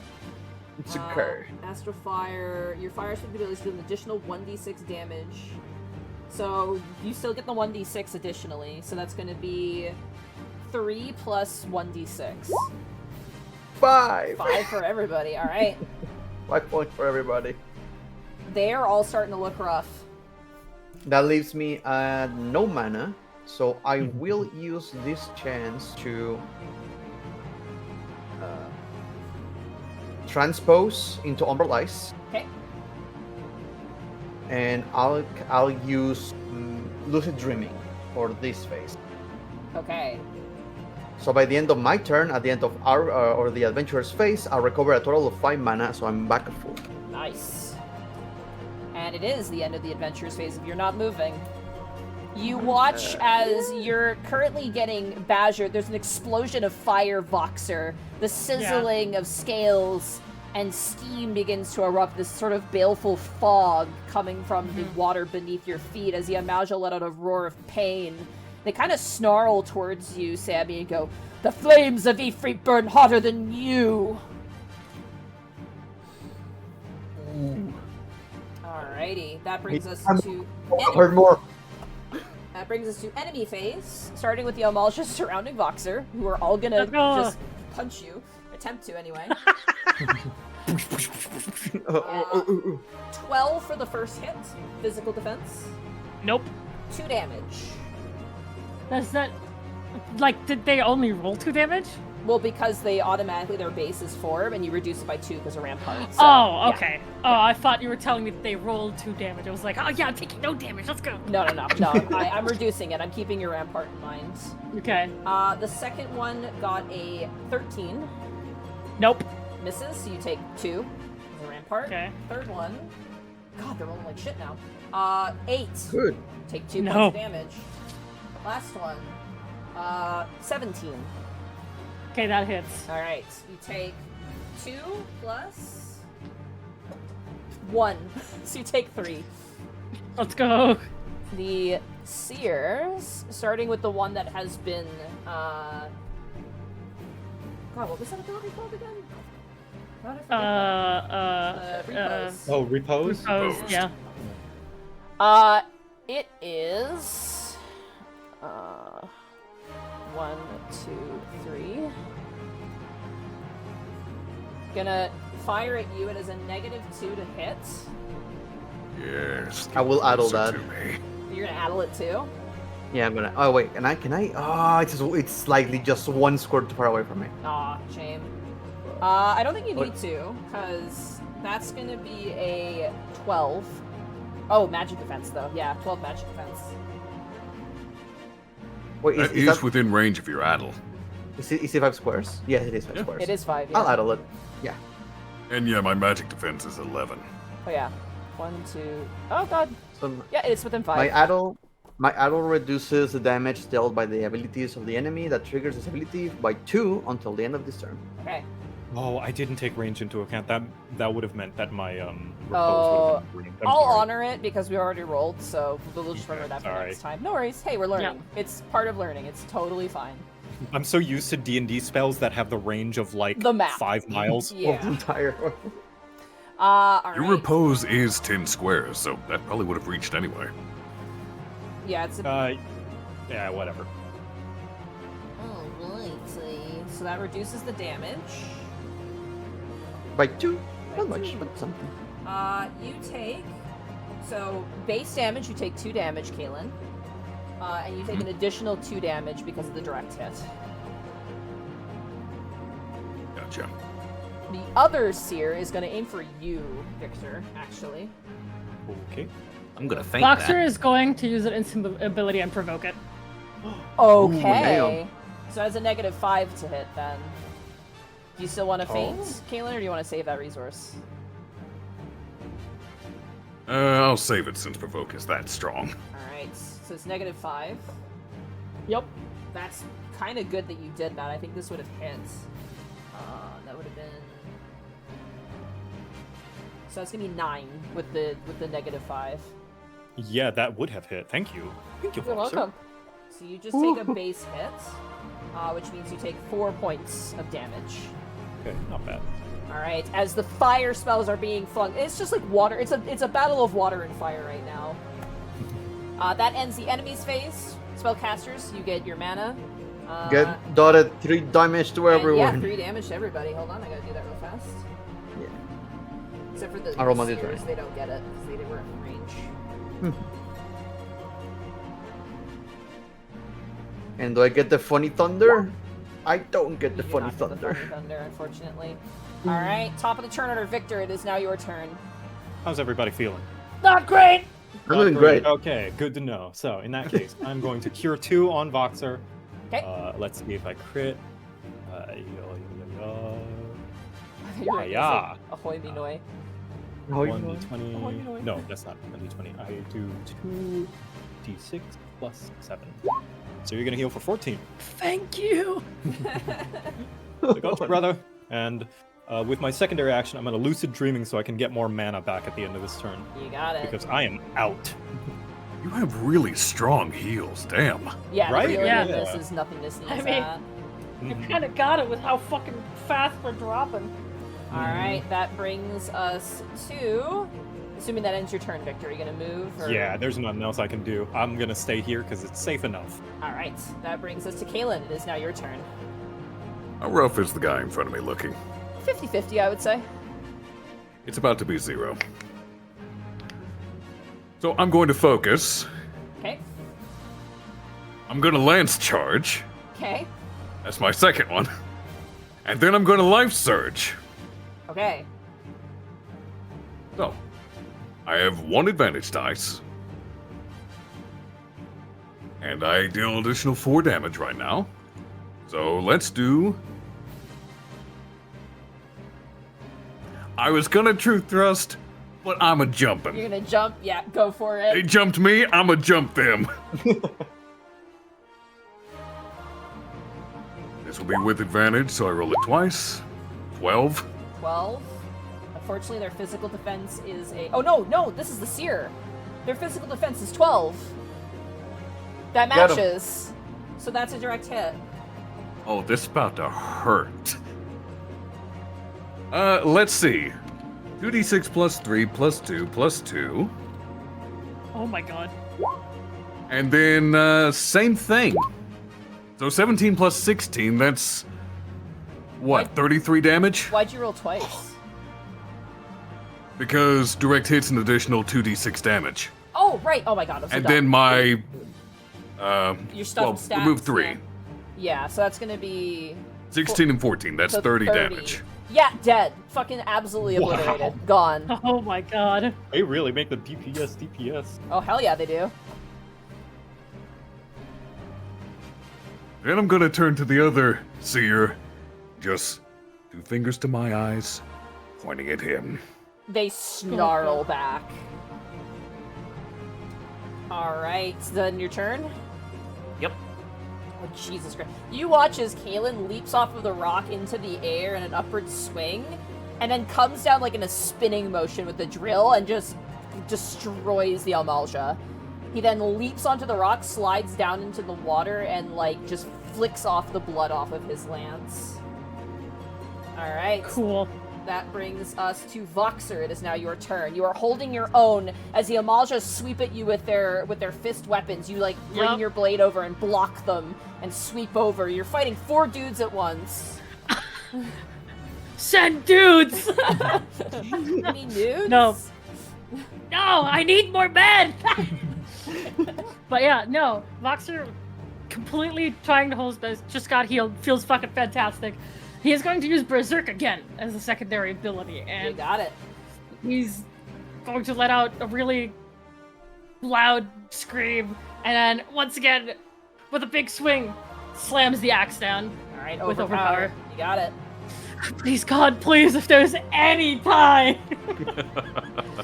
D20 By plus Thol's balls, let's 4. go. By Thal's balls, I smite you! Damn it! Wow. They all take 2 though. They all take 2 damage. I'll take 2 damage, Wow. and I want to end it all. I wanted to say, Voxer fighting off 4 dudes sounds like a regular Friday night. It is. It's true. wait. All right, Voxer, that ends your turn. Yeah.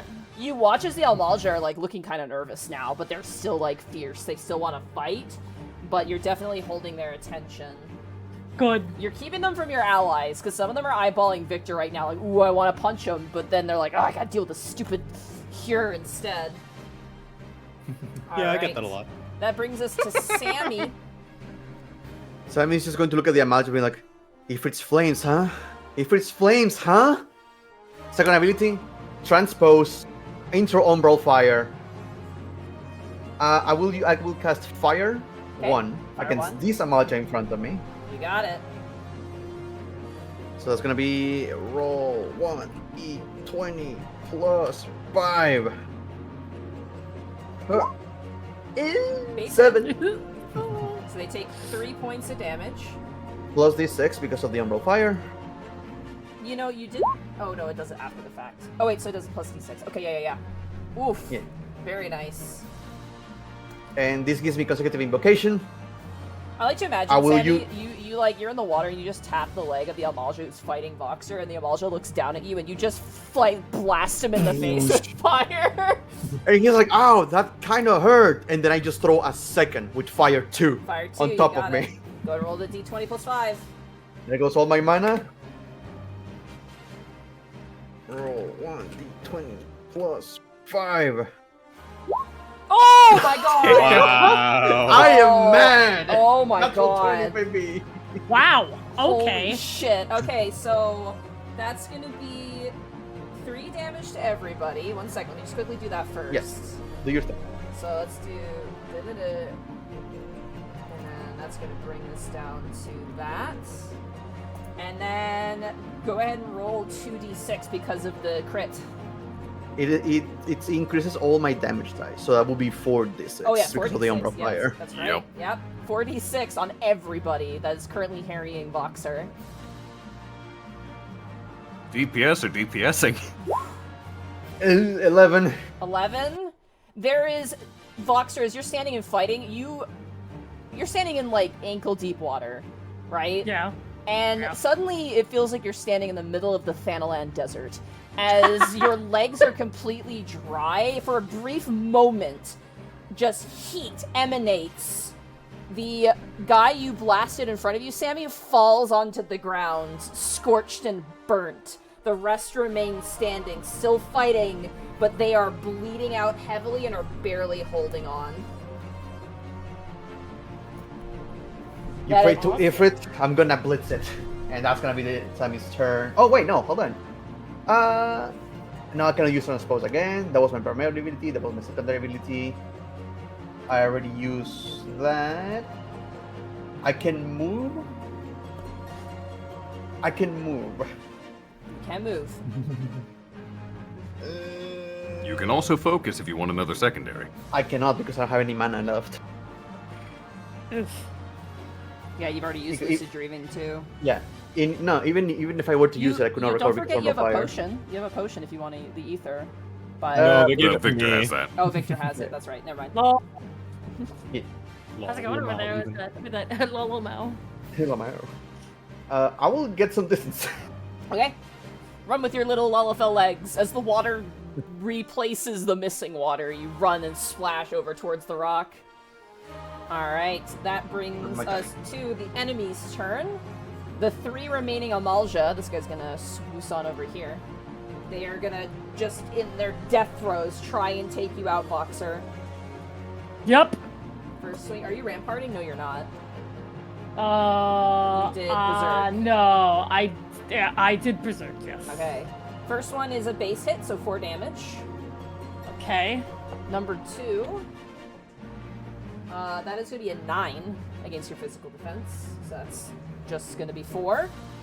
And Okay. then the third Amalja, that's going to be an 8. So that's just base. So you take 4 points of damage. These motherfuckers don't have anything on me. The Seer is going to fire at you, Caelan, because you pissed it off. Bring it on. Oh, jeez, that was almost scary. That's minus 2, right, from your repose, Victor? Yes. Okay. So that's gonna be a 4 on you, Caelan. You take Is that 4 damage or was that 4 to hit? 4 to hit your magic defense. Thankfully, I have double digits there. Yep. And so you take 4 points of fire damage. That Okey-dokey. ends the Almalja's turn, which means spellcasters, you get some MP back. Yes. Start the No, I turn don't. order. Victor, it is now your turn. Oh yeah, because you're in fire Now I right have, now. thanks to Lucid Dreaming, I have 3 MP to work with. Voxer, how you feeling? 16 health. Okay, that's not too Yes, bad. it's not too bad, except I'm for the feeling fact that the- I have 3 dudes on me, but you know. Feeling a little rocky. Oh, okay, you go for it, buddy. I'll give you a cure 1. Oh, thank you. Oh, how nice. Aw. Once So, again, no- the white no mage is free cure. freakier fishing. So that's 11? No, Plus Or is that just for 1. crit? he's checking for There we go. crit, You're yeah. gonna heal for 4. Oh, awesome. I'm back to 20. Thank you. And I'll put yeah. I'm gonna put an arrow on this boy. Alright. Put an arrow on that boy. So that's 2 secondary actions. That will be my turn. Alright, that brings Same us here. to Caelan. It is now your turn. Oh Lord, he coming. Like to Oh, imagine I God, just he is. trudge over there. I like to imagine you backflip. I mean, you're a dragoon. You should. Well, I don't know. I would, the but that's idea, natural ability. Fair The enough. idea of like fucking dragging the dragoon lance through the water while fucking stomping over is a really cool image. That is actually, that's Let's completely go fair. exactly with that. Because that'll also clean the blood off it. Exactly. First thing I do when I get over there, I'm gonna bring my boot up straight between his legs with a leg sweep. Okay. So they are stunned. Which means I have advantage. You sure do. So let's go for a true thrust. Which is a natural 20. Oh my god. Oh my wow. god, this Wow. fucking guy's dead. Well, he hasn't been hit yet, so he's still full health. Oh. We said he's Yeah, he dead. can't have that much health. He's a fucking spellcaster. I'll go ahead and calculate that damage, so that's doubled, right? It's double dice, yeah. So that's 4d6. Well, Plus- that's 3 plus 4d6, right? Yeah, 4d6, so. So that's 21 damage on that hit. Ow! And then Well, what did I we're say? gonna go for the Dragoon combo, Alright, go for a Dragoon combo. which is a 24 to hit, That's a direct hit. Deals 3 damage plus. an additional 1d6. Yep, My god, man. 2d6 for the Dragoon combo. Wait, does the crit apply to my combo? Wait, hold on. Oh wait, yeah, no, never mind, it is 2d6. My apologies. Sorry, Dragon combo, Vorpal thrust plus full thrust. Yeah, I mistook it for disembowel. Apologies. Yeah, Oh yeah. wait, that 21 from earlier, make it 23 because I still have power surge. Oh, right, yeah. So this is already Fucking Malta 5 has to be plus the dead as fuck. 2d6. So that'll be 5 plus 11, that's an additional 16 damage. This is what happens. As the rest of you are like watching Voxer get beat up, your eyes trail over to Caelan, who is like the Grim Reaper, just walking towards this Almalja, who like struggles backwards. They trip, and you sweep the blade, Caelan, and you drive it into the center of his chest, jettisoning water into the air. And as the Almalja dies, you all get a gentle sprinkle of rainwater as Caelan pulls the spear out from the center of the Almalja. That's nice. Fox is like on the side going, I want to show off. Alright, Caelan, is that end your turn? I like to think Caelan heard that, so he just twirls his spear like a marching band director and puts it back on his back. Considers the job done. What a calculated shit. Oh, that's gonna piss Voxer off. Turnover. Alright. That brings us to... Actually, yeah, Voxer, it's now your turn, sorry. Voxer gets really pissed off about that. So he is going to use his last charge of Berserk. You got it. Like he's like getting really mad. He's like, "Oh yeah, you think you're so fucking special? You think you can do that? All right, watch this." And Oh, no. uses overpower again, and watch me fail this roll so Come on, bad. you can No, you do got it. this. Come You on. got this. You're gonna Come get on. a direct hit. This Oh, you is got gonna this. please, This is it. This is the one. please, this one time. Yeah!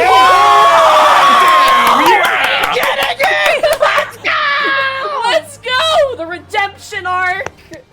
You know what's cool about this? I just deal extra 2 damage. Hell yeah, dude. So in total, it's 4 6 damage to all damage. of them. Or No, 6? it's 6 damage because it's the wrecked hit already deals 2. Then because of the crit, it's another 2, and then because of Berserk, another 2. Alright. So it's 6 damage. You guys watch as Voxer's like just gets really angry, grabs the axe, does a full smash into the ground, and then an upward swing. You watch as all 3 of the remaining Amalja are driven up by a sort of spiral of water created by Voxer, who then, as all the Amalja are in the air kind of freaking out like, what is this? You spin around with a berserk blade, ripping through each of their heads, and as you land on the ground, their bodies drop into the water like raindrops of your own. And with that, combat comes to a close.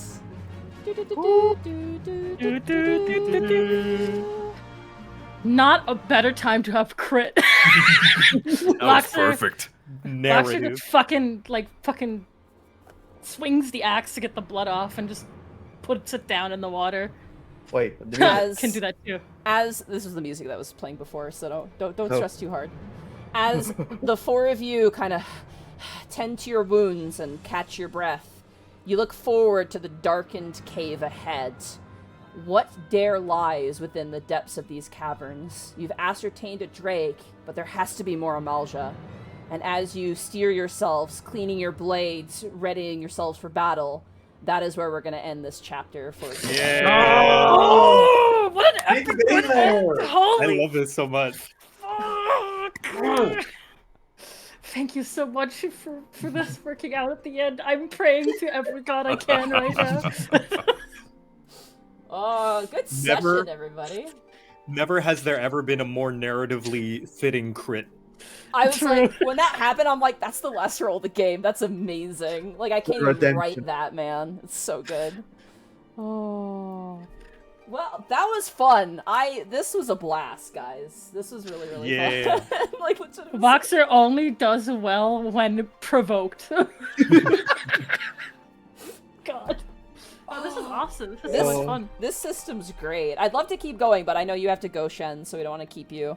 And Yes, I unfortunately have to go, but I'm super fucking down to continue this. in Yeah. general. You Yeah. guys want to meet up next Same Yes. time? Yeah, Yeah. same Should time. be available. Yeah. Let's do it. It would have to Alright. be 3 hours again because this is my reclear week, Yeah. day. Yeah. Yeah. No worries. We need to get like reactive images ready for next We week. should, yeah, Bracky, if you want to do that, Yes. we could do that for next session. I wasn't sure if we were going to play past this, but, you know, because the system is so new, but you guys did It's great. a fun system. This is fun. This is very fun. And I get to be Voxer. I feel so Yeah. bad. yeah, I get to develop a character for Caelan. yeah, amazing. Yeah. You've been so reluctant to do so. The fucking shapeshifter. Gosh, So, I'm commending the white mage, even though they kept doing Yeah. the sound. Anyways, here you go. Here's one commend. Wait, it's a Yay. premium party though. You're gonna get a commendation. Oh. Shut up. In spirit. It doesn't matter. Yoshi P, let me do it once. This- I will told also me. commend the white mage because those heals were absurd. Very yeah, nice. the healing's really good in this game. Yeah, it's really crazy going from I- D&D where healing is like so nothing compared to this. Yeah. Yeah. I also love the fact that even if you miss, you still get damage on the enemy. Like, I you do still- like that, so it doesn't feel like Yeah. your turn is wasted. Yeah, I do Yeah. like that. That a does lot. feel really nice. It also fits the game because you always usually hit the enemy, like Mhm. unless they have like a. specific- Unless they're I Yeah, not it's only just that, we- unless they are like higher level than you, then you have like Yeah. a Wait until they release Final Fantasy Tabletop RPG 3.0 edition. Well, Oh, they're let's go. releasing the standard rulebook. I will say this: if we're really invested in this, I am willing to keep going and like maybe homebrew something potentially as well. Oh, that sounds good. Like I've been looking at stuff where I'm like, oh, maybe I could do like a little like I was thinking of doing like again, this is all just completely in my brain, but I'm like, oh, I could like set up some stuff like past this and like have it coincide with the plot of all the expansions and like have like these little side stories for you guys maybe. So kind of fun.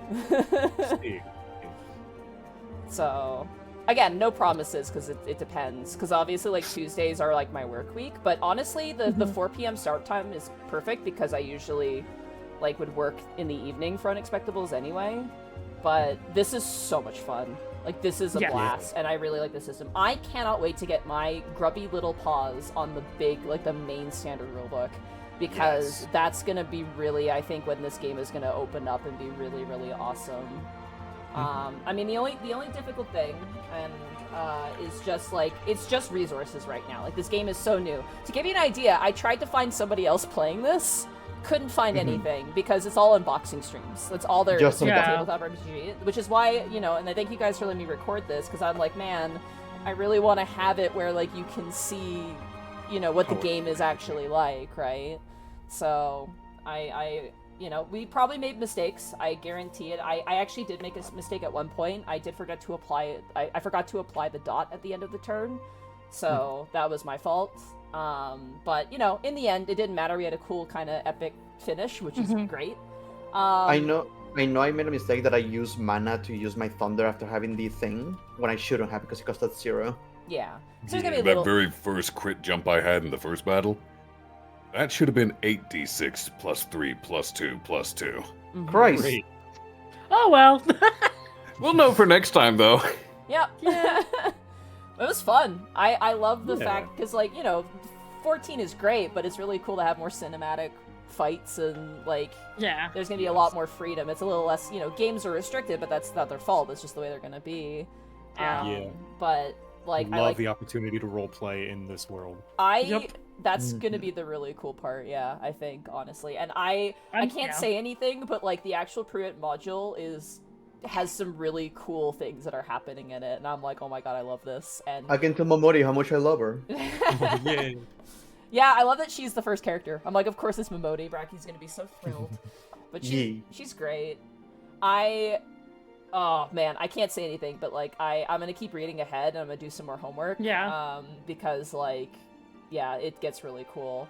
And I think I really hope, and I don't know if they would ever do it, but I'd love to see them release this on Roll20 or some sort of be cool system somehow, because I don't mind doing it kind of scanning the character sheets, which sorry I had to do that for my characters players to play, but scanning the character sheets, and I'm sure you noticed the maps are all screenshots from me going to areas and taking pictures, which works. It works. I mean, it perfect. works. Great thing. That's the great thing, right? It's if you play 14, you already basically know the world and the settings and all that stuff, and you can just play it.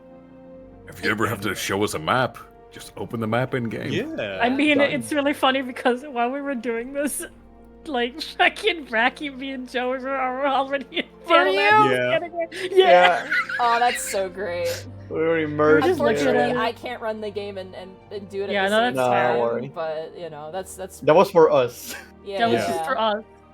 Having the actual map available so we could cross-reference what they were talking about. It's oh, he's talking about that. Yeah. It's really cool. Good old Roger. It's super. It's interesting because I'm gonna be running this on Fridays locally, actually. And only one of the players has played 14. The rest are all either have a sort of surface knowledge of Final Fantasy or have never played it. So that's going to be very interesting to see the difference between people who are just devour this game and people who don't.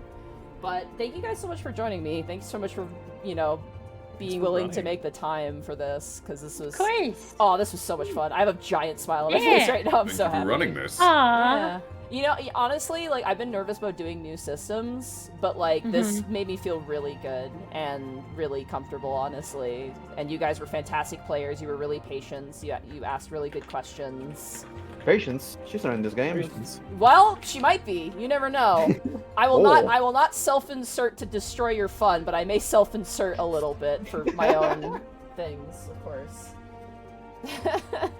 How are you doing, chat? What did you think of the system? If you guys want to check it out, it is on pre-order again. They just did their second wave of pre-order, and they also have the standard rulebook that is on pre-order as well. I might have to grab it now. That was good. Yeah. There's also a free, just like rule, like you can actually find just a free set of rules. It's not very in depth. It's just kind of a surface level, sort of like how the system works. So that's available as well. We're not sponsored, by the way. Just want to point that out. This was completely of our own volition, but Now, if you wanted to do so, Square Enix. no. Just saying. Teehee, smiled. We pay you to play your game. You could pay us to play your game. Can you pay my sub, Square Enix? Can you pay my sub? Please pay my sub. Thank you. God. Man. I don't want it to be over, but it has to end. But And I need to go, unfortunately. Yeah, Yeah. go. The last thing I wanted to say when it was still relevant was like all Voxer getting fucked over. Some people wonder if the gods can hear them. Voxer knows they can hear him, and they're laughing. That's true. That's true. Again, it's really funny how just in universe true it is that Vox is just the most unluckiest motherfucker unless he's provoked or angry. Like, It all works out. this is Nullfall right now. Just watching, looking down on Voxer. I just posted a gift in the chat. Even though I got confirmation from from the 14 Twitter themselves that Voxer can take both Null and Thal at the same time. Amazing. God. So that's awesome. Thanks. In a fight, right? Smile. Well, see you guys Square next week, I Enix. What did guess. Square Enix mean by this? Who should we Okay. raid? Who on earth do we raid here? Are you All right, I streaming do need your to jump. raid? Yeah, go, Shen, go. I'm Go, about go. to start. Yes. All right. Do you have a friend who's streaming right now? We could raid. Who's doing it? Hold on. Let me check. I think I do. Hold on. You can get more Let me just. Shenpai fun. Fucking BioRoxus is my good friend, and he is streaming it. He's also the person who got me into the group. Here, I'll link his. Yeah, give me I'll the link his name stream right here. Perfect. All right. What do you want the raid message to be, Shen? Oh God. I mean, Actually, you know what? It should be you guys' party name. Go Forgescars. Let's do that. I was going to be like.